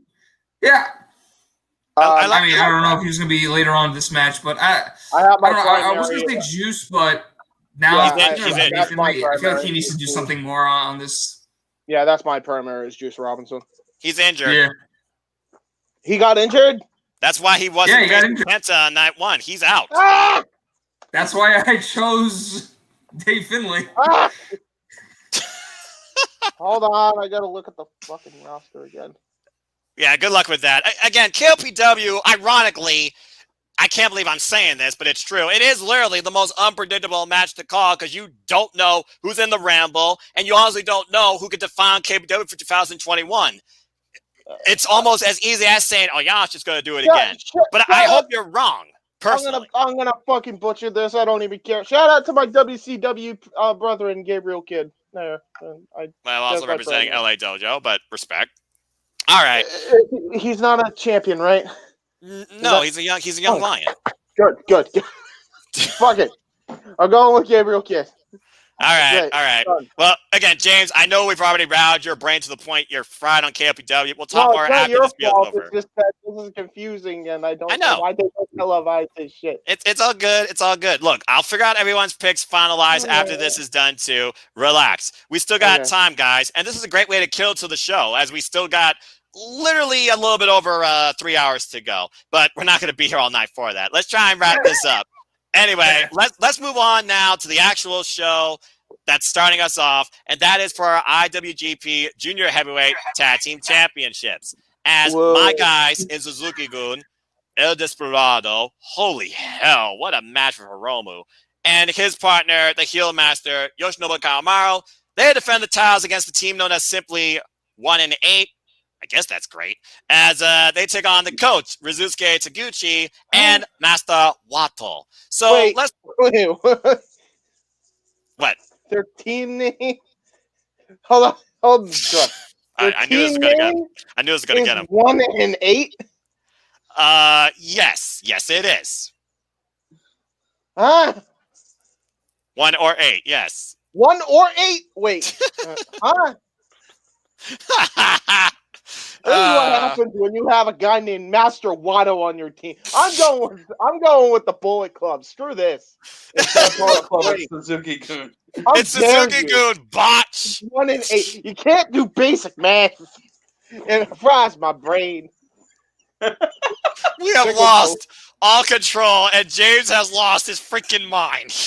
Yeah, Like he had a mind to lose to begin with. my mind's been lost. 2020 took my sanity away.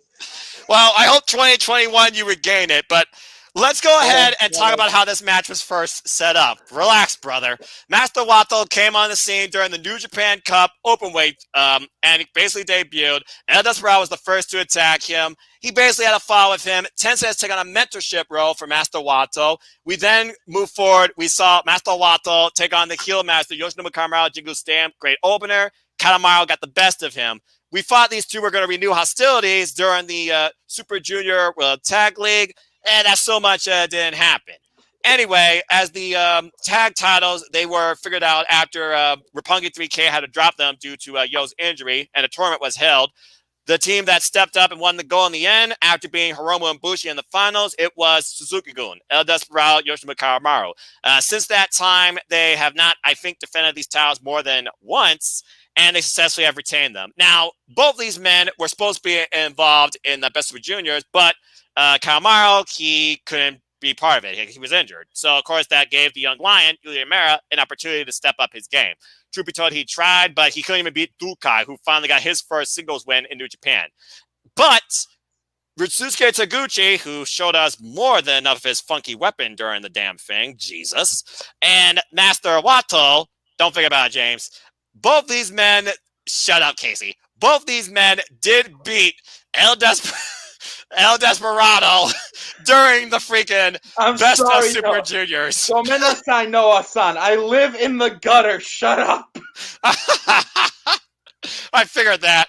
But not only did both these men single-wise beat El Desperado, one half of the champions, and I wrote James, but after this, in tag match, Ryusuke Taguchi, Master Wato, their crew, they got the best of these two after Taguchi basically gave a certain move to Kanemaru that basically left him losing something, according to the press conference, and they got a pinfall win.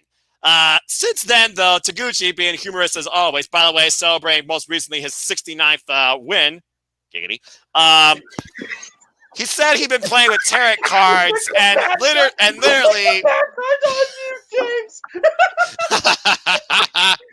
and literally the tarot cards say in every scenario they're going to lose.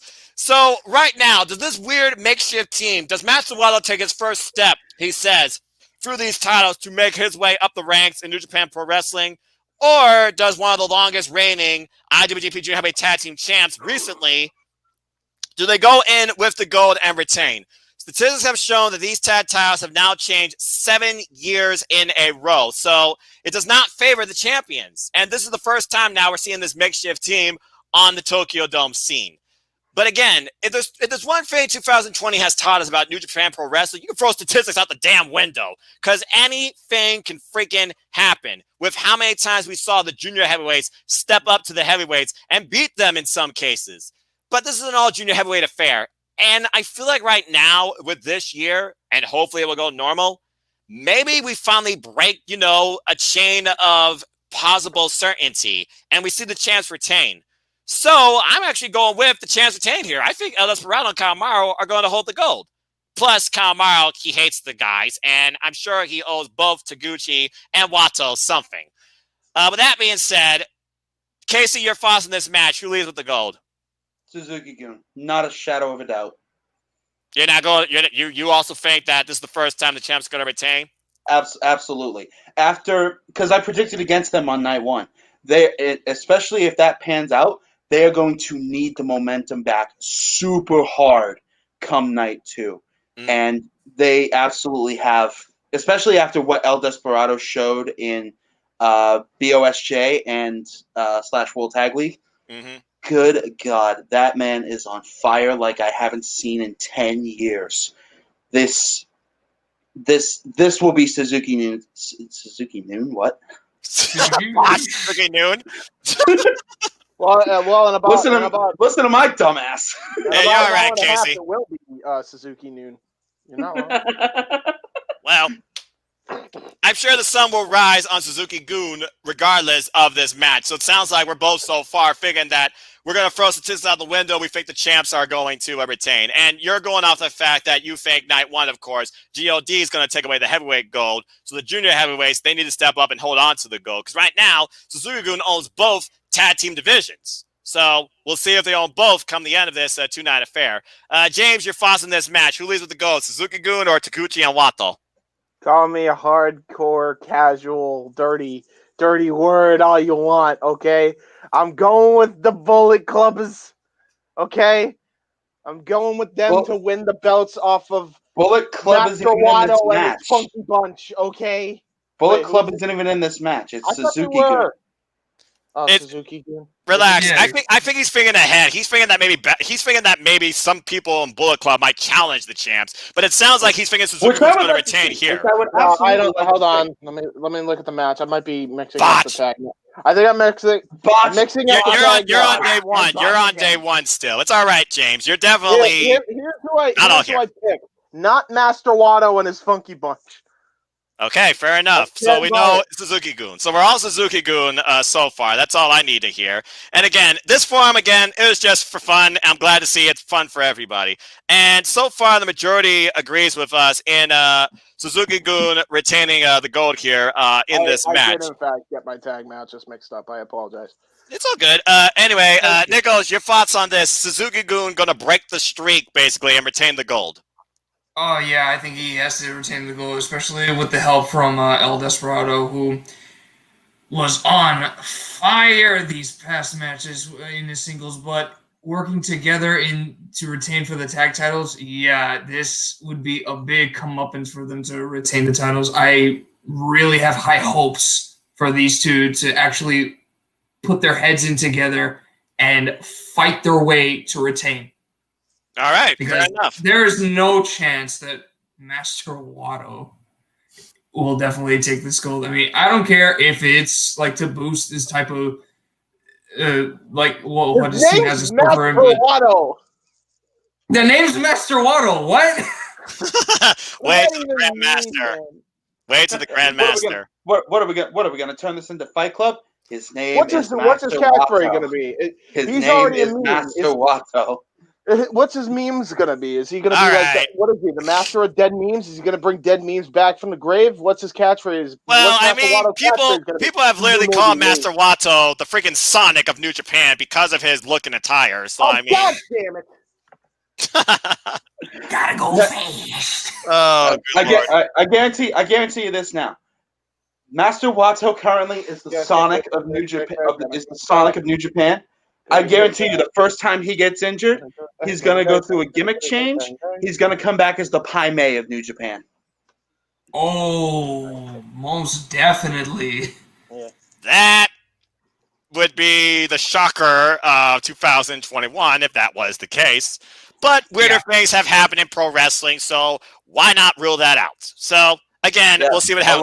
Bottom line is this. We believe that Suzuki-gun is going to break the statistical analysis and retain the gold at the Tokyo Dome. 7 years in a row is where that chain stops of the championships changing hands. So we'll see. So good luck, everybody. All right. Now, let's go ahead and move on to something else. And I'm just going to simply start by this. Togi Makabe, Tomohiro Ishii, Katsuyori Shibata, Kenta, Hiroki Goto, Minoru Suzuki, Jeff Cobb, Taiji, and currently Shingo.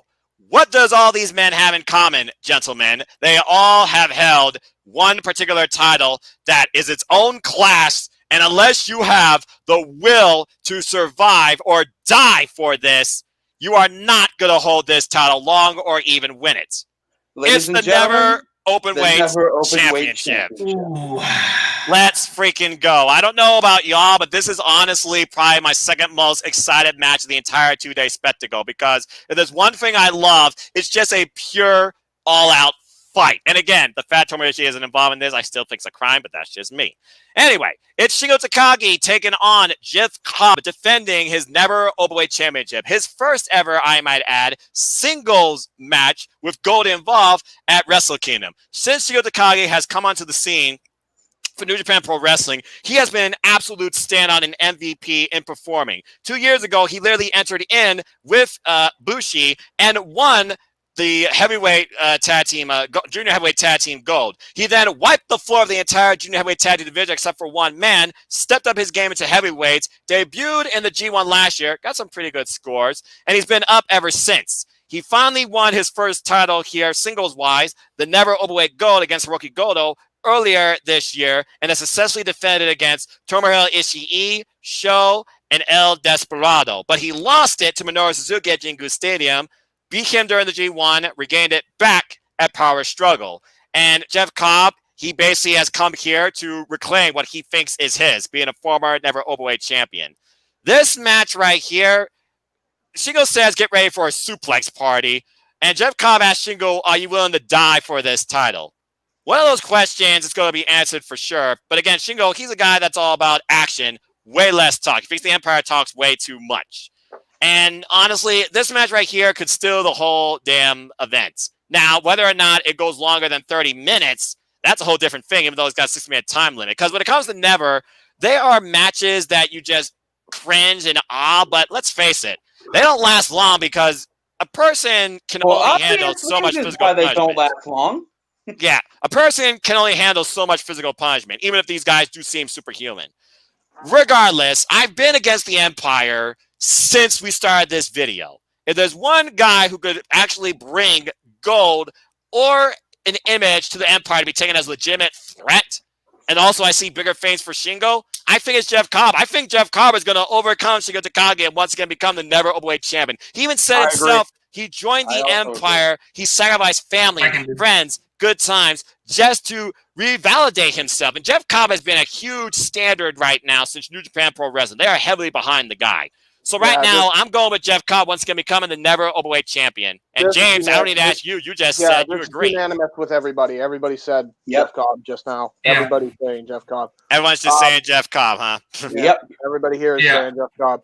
Now, I did say earlier for my primary pick for the 2 matches prior where Jeff Cobb could make the Disney appearance. Now that I realize that, I feel like this would make a whole lot more sense for it. But again, I could be wrong. I might be. But I feel like when it comes to this match with the Never Openweight Championship, I have high hopes that this is where Jeff Cobb might have to take it. Yeah. 100%. He has to. If the Empire only gets one victory, it will be this, in my opinion. By the way, quick editorial note for the boys over in the in Jacksonville. Hey, AEW, if you decide to make the FTW Championship a legitimate belt, go by the never open weight model. All right, James. Just saying. All right, James. Leave it to you to try and change the world, but that's up more so the task. Hey. You gotta understand. James is a booker at heart. Fair enough. I mean, he does host his own NoDQ college. I get it. But regardless, no further discussion needs to be said here, except we all think Jeff Cobb is going to hold the neverweight title. So I'm just going to ask you all this quick question. Casey, who's going to be the first to step up and challenge Jeff Cobb for it afterwards, if that's the case? He's got a hell of a pool to pull from. Yeah. As Rocky Romero has claimed this title to be the BMF title, and you don't need to be a censorship guy to not understand what that means. Yeah, right. Well, I can also tell you he got that from Mr. Jorge Masvidal. Hi, UFC. How you doing? You're not wrong. Yeah. But Casey, your thoughts regarding Neverweight's future. Thank you for giving us that quick knockout that we used for our intro. Yes. So good. Anyway, my thoughts on Jeff Cobb's first opponent. Oh man. I'll tell you what. Whoever it is in for a really severe hurricane on a tour of the islands. Because Jeff Cobb is going to have a rather lengthy reign by never open weight standards if he walks away with this one. I agree. I feel like his first opponent would probably be, I don't want to say one of the young lions because that's just too easy for a first opponent. Yeah. And then I got one. Agreed. I got one. Who you got? John effing Moxley. No doubt in my mind is going to be Moxley. He just wants more Moxley in New Japan, and I don't blame him. But it makes sense. No, well, not just because It's of the third Moxley. time you're involving him in this. I'm involved. Well, no, this time it actually makes sense because if you remember, in one of the tournaments, I forget which one because 2020 has been a blur, but Moxley and Cobb faced off, which then translated into AEW. So they've been having a rivalry, and it would make sense for Moxley to come back from his excursion because of the disease that shall not be named, and come back and actually challenge for the never open weight belt. If I don't think it's going to happen right away. That's probably a Dominion time. Yeah, slot. that probably won't happen. That probably won't happen. Definitely Straight an away opponent. because, It's definitely an opponent. And it is a match I want to see. Absolutely. Do I think that's going to be his first opponent? No, because John Moxley, I don't know why they haven't done this already. Somehow has not been stripped, to my knowledge, of the IWGP US belt. And I can give you the reason for that.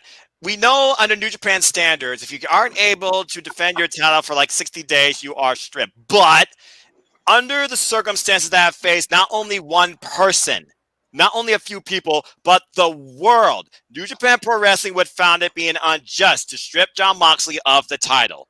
So because of events that have affected the world, he is still the champion because nobody has been able to get after him for the title, nor has he been able to come over. And it's not his fault. See, this is different than just a plane ride preventing you or one natural disaster affecting one region, okay? You got to remember, last year, the entire world was affected by one common thing. The New Japan Pro Wrestling has left John Moxley retain the gold. Because, again, it would be unjust under these circumstances to take it off him. And I truly respect that. I would hold off the counting days though if I'm New Japan until I would say defunct until active again. I think wrestling can do that all the time. By the way, I would say inactive because as far as I'm concerned, if you're unable to defend the title actively, those days don't matter. You know what I wish they did, legitimately, and obviously this is hindsight, obviously, but next time something like this happens, if it were to ever happen, let's hope it doesn't. But like, even if there's an injury, I think wrestling should do this. It's kind of a good time to kind of bring this theory up. Why not bring back a concept that NXT was going to do like ages ago and introduce the concept of an interim champion? Then that way we can have an undisputed championship match later on down the line. And then you have a natural feud when the guy's healed up and he's ready to come back. Well, I mean, they did that. They did that with Lance Archer impromptu, so you got a point there. But again, there you go. Circumstances, guys. Noah, you just said it. My God, why did I not think of this before now? Yeah, but also keep in mind. Well, here's what you need to keep in mind. Go ahead. We're always talking about NJPW sending their wrestlers on excursions. Yes. Who says they're the only company that can do so? Oh, nobody. I didn't say that at all. I mean, again, Lance Archer is a good shout. And Lance Archer versus Jeff Cobb, licensed. And AEW did say they could let certain wrestlers go to New Japan, and they are willing to work with anybody. And he's taught to Rocky Romero. But again, not to mention, didn't AEW get Lance Archer from New Japan in the first place? Yes, you would be correct, dude. Homecoming, right there, perfect storyline. You boom, especially after a space turn.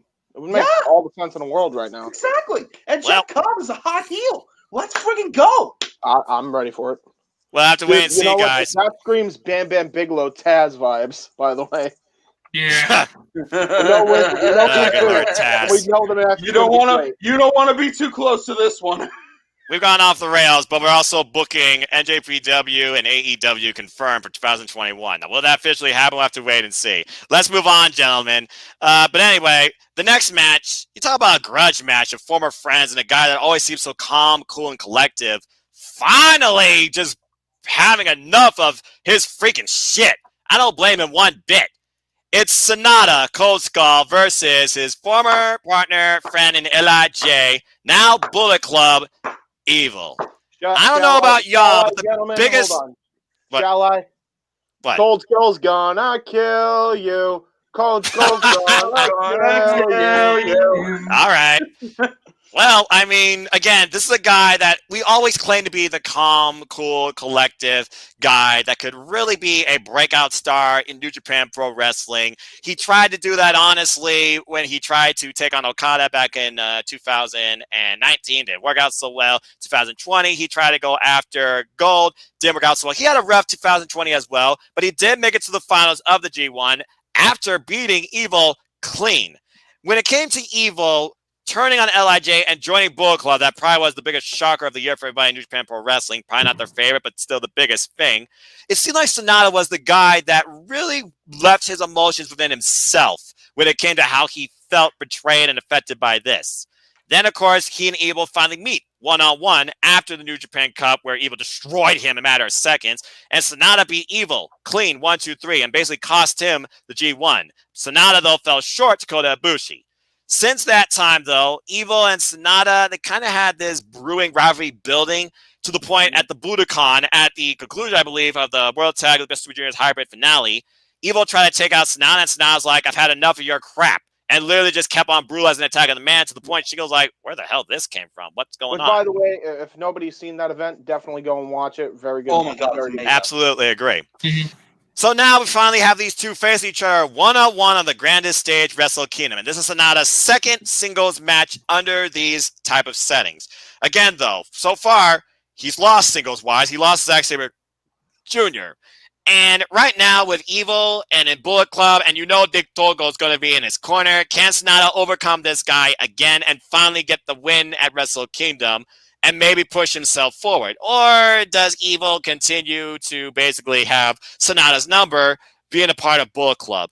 This is going to be an interesting grudge match, to say the least. And I expect Sonata to be very aggressive here, but also he's still going to try and stick to his guns. And I feel like he's going to definitely try and get this win, more so not just for himself, but for LIJ and Milano Collection AT, who I'm sure still to this day is so peeved and beefed with Evil's decision in joining Bullet Club. But right now, it's hard to bet against Sonata because I feel like he needs to win more. Sonata, at this point, it's like we want Sonata to really thrive. We want him to win. We want him to really make the way up to the top. And with the whole idea of the Intercontinental and the Heavyweight titles being together, it kind of blurs that a little bit. And again, at some point, I feel those titles do need to be separated, but that's another discussion for another day. But I'm giving this match to Sonata. I feel Cold Skull needs the win here more than anything right now to start off his 2021 the right way. Nico's your thoughts on this match? I agree with you also. I really think Sonata should be the victor of this match because of the fact that he's got this momentum going on that against Evil, yeah, it will be an interesting grudge match between the two, but seeing that Sonata is more calm and collective, but when the rage within is unleashed, I feel like we'll see a lot of opportunities that they can use for Sonata in future matches if he comes out the victor. So yeah, I have high hopes for Sonata to take this. As for Evil, there is a chance that their paths will cross again soon, but it will take some time to consider what might the plan be for how Evil will go into this match, what the mindset is. So it is going to be difficult watching these two battle out, but Sonata, I think, is my prime choice to be the victor in this match, only because he has the right mentality for this type of grudge match, and we can all pretty much expect how the outcome of this will go if this continues on for a little bit. Not only that, to add to Nikos' point, I also agree with his pick on Sonata. We've been mentioning that there's probably going to be a whole changing of the guard when it comes to the main event division in Japan in various different ways. Sonata's going to be one of those guys that you're going to want to watch out for. Do not sleep on Cold Skull. This guy is a star in the making, has been a star in the making for a very long time. They've been building this guy since as a future main event championship contender since his match with Okada back at the London show. So they're definitely looking to push him at the forefront along with guys like Kota Ibushi. I have no doubt in my mind that that's going to be a match in years' time for the IWGP Intercontinental or Heavyweight Championship, whichever one of the two you want to go for. They're both really on par with each other at this current point in time. So no doubt in my mind that Sonata's got to win here. because and the whole reason I liked Evil winning is because it gets to this, for a multitude of reasons. Also, because there was gonna be at one point where Naito had to realistically lose at least one of the belts, even if he gets it right back later. So, for all the years of service that Evil has provided to New Japan, I'm glad, even if it was the definition of transition champion that you could get. I love that he got the IWGP Championship, and in a very evil fashion, mind you. So these two, I like the way this feud's kind of progressed. I like how they told this story. I know people were skeptical about it in the beginning, but Japan did right by Evil and Sonata in this, and Sonata's gonna go leaps and bounds into the future here. Yeah, fair enough. Casey, any further points to add to that? I think we're all in favor of Cold Skull here, though. We are indeed all in favor of Cold Skull, but there is one thing I would like to point out. Go for it. The game changer for any given Evil match is indeed going to be at ringside with the late Jim Barnett's favorite fast food dish. The dick to go. Oh.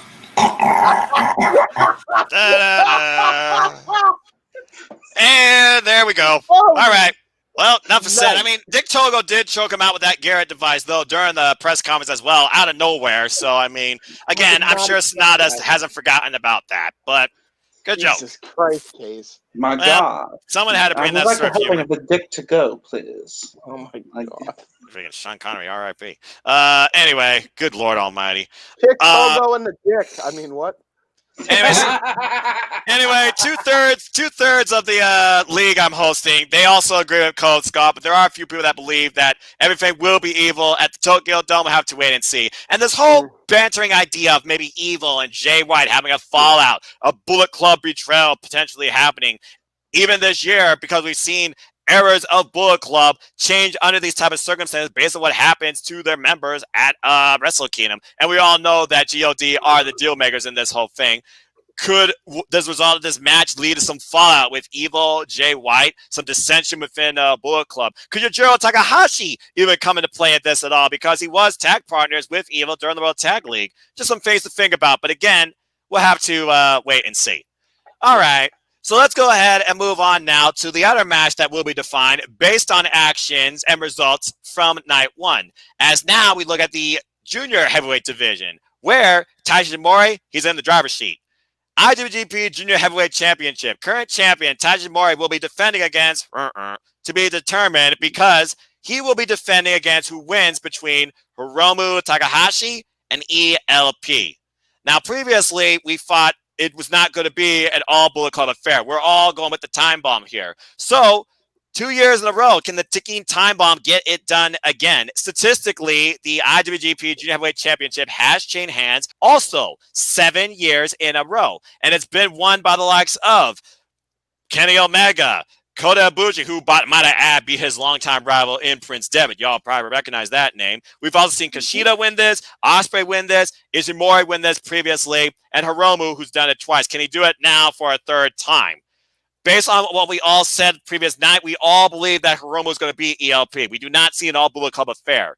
But can that result also come into play here, where ELP helps his longtime running Bullet Club brethren / former tag team championship tag team partner keep the win here? Or does Hiromu once again regain Mr. Belt and we have more fun? Casey, I will start with you. Who leaves WrestleKingdom with the Junior Heavyweight Championship? Taiji Ishimori or Hiromu in your case? The third time is not the charm for the time bomb. Bone Soldier walks out champion. You're really making this much so Bullet Club WrestleKingdom, considering last year Bullet Club won nothing except Jay White's match with Kota Ibushi as a follow-up. And I saw Nico's put up the symbol as well, so I'm assuming he's going with Bullet Club as well. Seconded, yes. Well, this Bone Soldier definitely is better than the first one. And again, it almost feels like Taiji Mori was almost an underthought here when you think about the guy has had the gold. He leads the division as champion, even though he didn't win Best Super Juniors. But now remind me real quick. Who was the first Bone Soldier? oh, good lord, that was such a while ago. I don't remember. It's I just know it was a ridiculous. flop. Honestly, yeah, I agree. Though, by the way, I think we're all agreeing with Bone Soldier to win. I don't know. Hiromu has had a hell of a 2020. He started off going in. He absolutely has. He beat Will Ospreay for the title. He was in Joseph Thunder Liger's retirement match. He successfully defended this against Ryu Lee after chomping each other for 5 minutes. Good Lord Almighty. He challenged Kazuchika Okada during the New Japan Cup. Fell short in that. He has challenged for the double gold against Evil at Dominion. He won Best of Super Juniors. He won the Fighting Spirit Unleashed Award for New Japan Pro Wrestling. And he potentially had the match of the year to close out the year last year with El Desperado. It feels like right now there's no stopping the ticking time bomb. Momentum favors him just from his drive and passion. But again, Ishimori's in the driver's seat. He beat the guy at Jingu Stadium for the title. But Hiromu was not 100% at the time. And someone tells me this time he will be. So once again, I am going to go with the statistics this time. I think Hiromu's going to beat the guy. I think Hiromu's going to start off the year once again as IWGP Junior Heavyweight Champion. And a majority in my league, they also agree. But there's a couple of people that do see Tajimori retaining. And there's even one brave soul that believes ELP could potentially leave Wrestle Kingdom with the gold. You wonder when it comes to Bullet Club versus Bullet Club, is there built-up animosity when that type of stuff happens? Is it all mutual respect? And with ELP and how far he will go to try and own this title, which might I add is the one thing he has yet to accomplish in New Japan Pro Wrestling. Yeah. I would definitely not count that out. But right now, I feel like Hiromu is going to lead 2021 as champion, if nothing else, to potentially give us that match we wanted to see at the anniversary show that we didn't get due to, well, what happened to the world. And that was Naito versus Hiromu. But can that still happen based on what we've already said about Wrestle Kingdom? Only time will tell. Which leads us to basically the end-all, be-all, where we truly see who New Japan is going to trust 2021 in. Did we have Nikos give his picks on that last one? Yeah, he went too sweet with y'all. I'm the odd one out. So yeah, well, so this is why we went with Taiji. Because of this match, I think. Well, then, James, I'm just going to leave it to you to start us off because this is the guy who says everything he says is truth, and usually 95% of the time, to my knowledge, he has backed it up. I will admit, for a little while, initially, I was not a supporter or a fan of Jay White. I didn't believe in the hype or this guy. I thought he was coasting by. Over the last year, he has truly proved me wrong. Yes, and then you saw that match between him and Okada at G1 Supercard 2019.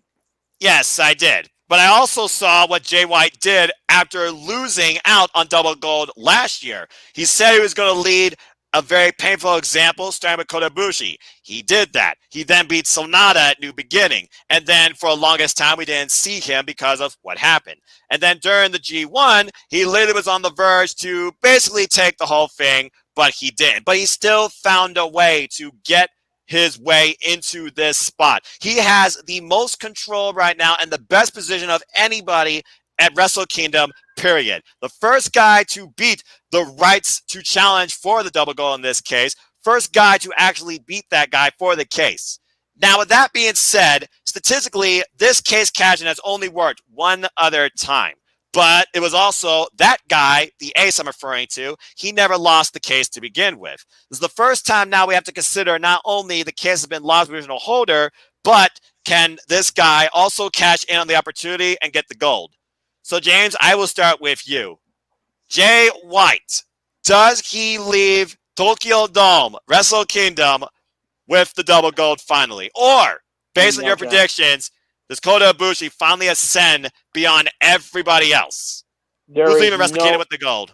There is no other outcome that could possibly happen. This is building for a Kota Ibushi underdog story. He has already lost the briefcase, and you know it's leading to this. Kota is going to win the titles at night one, and then he's going to challenge and get his revenge on Jay White on night two. There's no question, no doubt in my mind. He's walking away here as the double champion. And allow me to add on top of this why we think there is no other possible outcome. Please. They have been showcasing Kota Ibushi's talent in the brightest spotlight they can afford to put him in for nigh on 10 years. Yeah. Mm-hmm. If not now, when? Yeah, exactly. This is the moment. It is now or never for Kota Ibushi. Just because it's predictable does not mean it's a bad predictable here. Well, considering this story, when you figure about it, was 1 year in the making, again, I gotta agree with you all. If Kota Ibushi does not get the gold here, where does he truly go from it? He truly has done everything to try and finally make it to that level. He's already grade A. Now he has to try and ascend beyond God. That is his goal. And this might literally be his one last opportunity to truly do that. And there's no doubt that Jay White, he's going to take advantage of a hindered Kota Ibushi in my circumstances.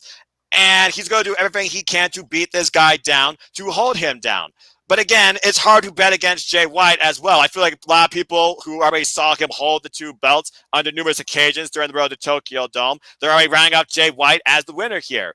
But you got to consider statistics. You got to consider what New Japan wants maybe to lead their company. Bullet Club already is basically taking over the world with that new brand now on the rise, NJPW Strong. And Jay White, he's already pushed the Bullet Club to higher heights than it's been in forever. And it seems that even in win or loss, Jay White is always going to be a story point, okay? Yeah. So as hard as it's for me to go against Jay White, who has done everything he could to put this match in his favor, I truly believe that it's Kota Ibushi's time to finally lead New Japan Pro Wrestling. Keeping it simple, I think Kota Ibushi sends off that 20,000, whatever odd people they have there, in the happiest of happiest moments ever, probably the best Kingdom history, as the double champion. Nikos, your thoughts on this match? Well, go ahead, Nikos. As much as I appreciate what Jay White has accomplished in Bullet Club, and as much as I really want Bullet Club to sweep throughout this entire night, after much consideration, I have to agree that Kota Ibushi needs this opportunity to hold both the championships and win this match, because I feel like it's his time, because as Casey said, if not when, and if there was a chance that if Jay White would win, who knows, that was just your missed opportunity. You could have done so much for Kota if you hadn't made him champion here, and I feel like now is the time to put the belts on him. I feel like if you're putting the belts on him now, compared to what you're going to do later on with the match that you're building up to him, it's no argument. I feel like Kota has to win these belts. Now, again, as much as I appreciate for what Jay White has done, it's kind of hard to, what you said, it's kind of hard to go against it. But, Kota Ibushi, it's his time now or never. To book a little more as well, to add to Nikos' point as well. Yes. Two matches everybody's going to pay attention to for a lot of reasons, I think. The Will Ospreay Okada match and the Jay White Kota Ibushi match, which is definitely happening. I'd actually be shocked if he doesn't go in at least through night one. He has to. Either Kota or Okada, I truly believe, is going on excursion to All Elite Wrestling. It cannot be Kota. It feels like it's building up to that. It just can't be. You will get great matches between Omega and Ibushi. Do not get me wrong. Ibushi 100% can go. And if, the win may not be in New Japan, there's still a possibility it could be in AEW. There's a strong possibility of that. But, it sounds like, what you're setting up is regardless of WrestleKingdom outcomes, you see somebody from New Japan Pro Wrestling showing up in AEW this year. I do. And it's between these two. I truly believe it has to be Okada to AEW. And I truly believe it has to be Kota Ibushi leading the way to the future in New Japan Pro Wrestling. There's no other outcome here. Like Millennial said, Ibushi is leaving Wrestle Kingdom with the belts. I'm a huge White fan, but Ibushi can't lose 3 matches in a row at Tokyo Dome. He couldn't have summed it up any better if we tried. Guys, the bottom line, we believe Kota Ibushi, it's finally his time to shine. Now, while you all talk about AEW, though, here's another thought. Would it be crazy to think that Ibushi, who finally gets his moment, is confronted by his golden lover. Oh, that's a good shout. Imagine Mr. Belt Collector showing up in New Japan Pro Wrestling to try and take those titles off his friend. Imagine the scene at the end of that night if Kenny Omega, a double champ, and Kota Ibushi, a double champ, staring eye to eye. If that actually happens, I'll lose my fucking mind. Wait, Kenny's a double champion? Does he still have the triple? He still has the Mega Championship? Yes. Well, anyway, again, guys, we are booking what we believe could be the future of pro wrestling coming together in the craziest way possible that can reignite this sport at the echelon it once was. But also, a majority of people agree with us, too. At the end of this two-day forum, a majority of people in my league believe Kota Ibushi will have the gold. But there is still a couple of people respected that believe Tetsuya Naito could come in both nights as champion and leave both nights as champion, which is right now his current ultimate goal. But there's also a couple of those people that believe it is Jay White's time to finally lead this industry as the double champion. But again, folks, we're going to have to wait and see. The bottom line is this. It is New Japan Pro Wrestling's beginning. It is their genesis, no pun intended. It sets up 2021's pro wrestling at its highest point. What can we expect from year 2 of what certainly is going to be another year of the double gold saga? Will the belts continue to be united? Will the belts be separated later on? Will KOPW surpass the 6-man ever openweight titles? Will the Empire take over New Japan Pro Wrestling and the old era will be pushed to the side? And what else holds in store for us? And of course, you know we're also going to get during WrestleKingdom NJPW's big event schedule. And we'll definitely be back for more of those going forward. There's a lot of unpredictabilities as well to add to that. Will Jon Moxley come back? Will Chris Jericho make an appearance? Will Suzuki-gun make a clean sweep somehow by the grace of God? Well, there's so many unpredictability factors here, one of which, and we're fantasy booking everything, a full-on Bullet Club reunion if Kenny Omega shows up at the end of the night with facing his golden lover. Well, I mean, Jay White did pull a solid jab against Kenny Omega in comedy. Well, think about it like this. The Bullet Club has kind of expanded their ranks unofficially in Impact and AEW. Yeah. Again, Bullet Club taking over the world. Bullet Club taking over the world in their own way. Different generations of Bullet Club. They are champions all over the place. It's insane how much the Bullet Club has absolutely influenced the industry. It's ridiculous. From AJ Styles to Finn Balor to Kenny Omega, Jay White. Like there's not one Bullet Club member, former or present, that is not champion right now. It's actually astounding. It really how much is. of an impact the Bullet Club has had on the industry. You cannot deny the success of the Bullet Club. You just can't. You'd be foolish if you were to.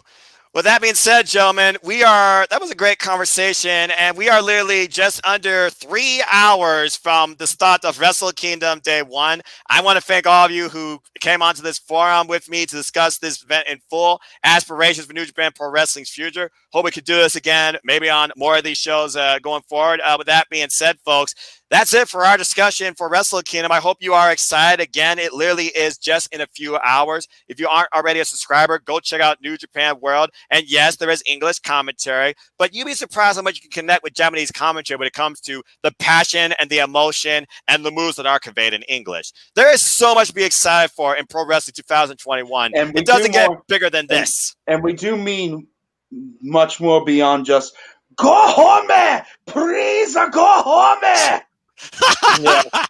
Yes. Yes. Well said. Well said. Oh my gosh. 1, 2. Anyway, I've been rewatching Kota Ibushi versus freaking Okada in both English and Japanese, and the commentary is just priceless on both sides. And I feel bad for Gino Gambino, who wants to be a part of this but can't be. But English commentary will be provided by Kevin Kelly, Rocky Romero, and of course Chris Charlton, who will be giving us translations. So with that being said, gentlemen, good luck to all of you. Again, I'll finalize all your picks, predictions on our graph afterwards. This is the start of Team NJPW's 2021 hell of a beginning. With that being said, let's go ahead and check out what you all are got planned for this year and where can people connect with you. Casey, again, extreme pleasure doing this with you. And honestly, you all represent the same thing. So as the Wrestling Encyclopedia, I'm going to go to you to send your guys out with a bang. Where can people connect with all of you to talk more wrestling and what you guys got coming up? Well, you can follow James on Twitter. His Twitter handle is right there in the name bar. And YouTube. Yep. Nice. We're all Consistency. we're all under the For the Win Productions umbrella. So subscribe to that channel. You can find me on Twitter at ctroop19. Excuse me. No guarantees I'll be coherent if you decide to talk to me, but I'm there. Come on and say hi. Nikos, have you set up a Twitter yet? Yes. Yes, I have. My Twitter name is the name I've set on for this little chat box right here, Lionheart Nikos. You can view me on Twitter. There you go. Follow me.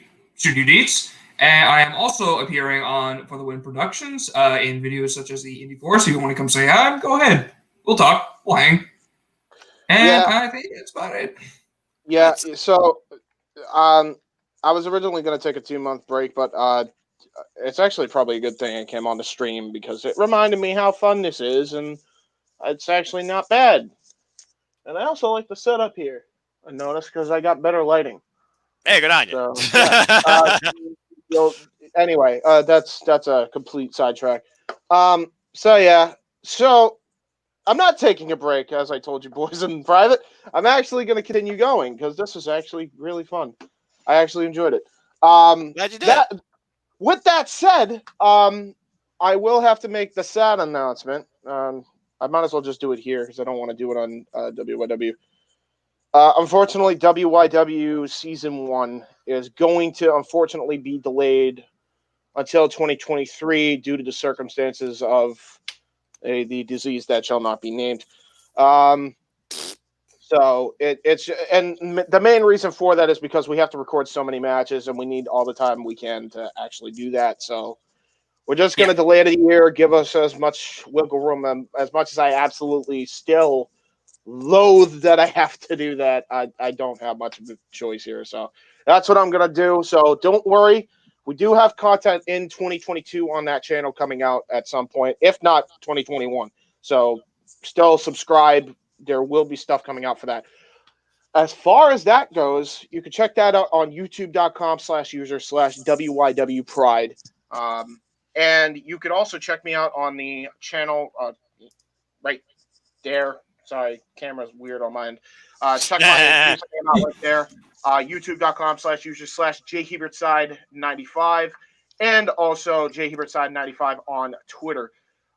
Big announcement coming up right now. You can see. Oh, nice blank time. Ooh, cool. If you guys have noted, I've been plugging this for a while. At some point, don't know when, but the AEW Dynamite Impact merger and brand split PowerPoint presentation for Indie Force Extra 9 is officially finished. So now it's just a matter of getting the judges representing us and grading our work. So, I wonder if we can get the mystery voice back from the first PowerPoint we did. Oh yeah, Mike from Team All-Elite. That would be good. Yeah, I gotta see how I'm gonna do that because I want 3 to 5 judges because I want like this is a much different one than just a video game one. But I digress. Obviously talking about future stuff. Just rambling. We're waffling at this point. Go ahead. Check out For the Win Productions on there, on my channel. Content and review. Open mic night, Indie Force, J. Hebert theme edits, which will be coming back this year at some point. Check all that out on my channel. Check out Casey's channel as well as 3 series on his channel as well for the Win Productions. That being the Watch Along, Wrestling with Idiocy, and what's the other one? Over Mike Night? Oh yeah, The Adventures of Luke Lynch. Yeah. Okay. James, you certainly are keeping James and crew. You certainly guys are keeping yourself busy. I wish y'all nothing but the best in success. And at the end of the day, I just hope y'all enjoy yourselves and what you choose to create and enjoy wrestling. Thank you all so much for coming on to my forum tonight. First video for Submit Studios for 2021. I'm sure it will not be the last time we convene under these circumstances.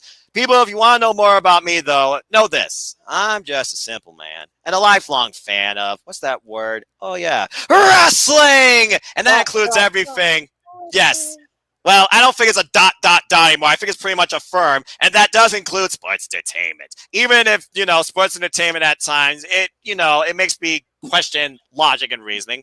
But I digress. You get the good and the bad with everything. This is wrestling. So if you want to connect more with me, find me on Twitter and Foster1916. Keep following this simple YouTube channel, youtube.com/c/NoFoss210 for all things wrestling. Shout out to all affiliates that I've been able to work with over the past couple of years in the development of my YouTube channel that I'm now rebranding Superman Studios. Going forward, there'll be nothing but live predictions, reviews, and further content to come. You will also see me continue to work with these gentlemen in FTW Productions as well as other affiliates. All the links are in the description down below, so please support my friends on all their platforms, on all their pursuits. I will be with NoDQ, of course, this year, once again hosting the NoDQ Predictions League for all things WWE and NXT and so much more. I'll be with Cindy G and the Bullet Cast, working with her on Into the Stratosphere, reviewing WrestleKingdom, and of course, follow my latest passion product with me and a few friends here in Ohio called the Sauce Wrestling Show. And shout out to my HW family on Twitter, of course. We'll be continuing with, maybe I'll do like live Zoom reactions on pay-per-views too. For WWE, we'll have to wait and see. But folks, I'm just going to simply leave you all with this. There are no winners, there are no losers, and there certainly are hell no betters. If there's one thing we could take away, especially from the conclusion of Wrestling 2020, just enjoy it. Quit bickering and butting heads with each other. Just enjoy life and enjoy wrestling. Simple as that. With that being said, I thank you so much for tuning in. Please like, share, subscribe, comment, tell a friend. Hit the bell on the next video goes live on this channel. Hit the subscribe button. Help me keep growing on this channel. Shout out to all 171 of you that's with me on this fun YouTuber craze journey. It's not letting up anytime soon. And there will be another episode of AEW Spark later this week regarding everything that happens at New Year's Smash. I might even do that live too. Only time will tell. But you're just going to have to wait and see. So much the next 2 weeks going on. These first weeks of pro wrestling is crazy. Let's think about this. We got WrestleKingdom, New Year's Dash, we got New Year's Evil, we got AEW Smash, we got freaking the Genesis this Saturday, and so much more in between for people that just watch regular wrestling everyday content. We're going to have to just try and pace it. But I'll tell you all this. I'm watching WrestleKingdom every day live. I'm watching New Year's Dash live. At the end of each day, I'm going live with a review, if not immediately after the show. So stay tuned, folks, to this forum again. Immediately after day one, I'll be back here. Maybe these guys will join me if they're still awake. We'll see. And we'll see. I will say this. I am going to take at least a 2.5 hour nap before WrestleKingdom starts because I want to get at least a little bit of sleep before I head into work tomorrow. Well, that makes sense right now because literally, guys, we are within, again, 3 hours of WrestleKingdom, so I will bid you all adieu. So for FTW Productions that joined me tonight, the Wrestling Encyclopedia, Casey Gallagher, Lionheart Nikos, James Hebert, Side 95. Always a pleasure, sir. I'm like Hebert. Yeah, Hebert. Yeah, I know. Look, Gino cannot say Watto right, so don't get on my case, okay? Cody has a lisp, all right? I said his name right. It's Watto, damn it. I always thought, and phonetically, I don't give a damn, okay? I always thought you were trying to equate him with John Huber's kids.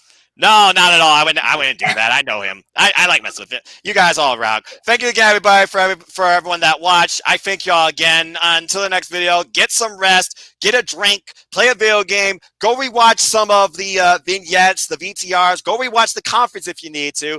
Just enjoy live, enjoy wrestling, and if you can, watch WrestleKingdom live. I'll see y'all definitely on Twitter during it. And until the next video, we're done here. So thank you all. Have a good night. Gokigenyo. Sayonara. This has not been sponsored by KFC. Totally not sponsored by KFC. Non-copyright. Non-copyright. Good night, everybody. Oh, good grief.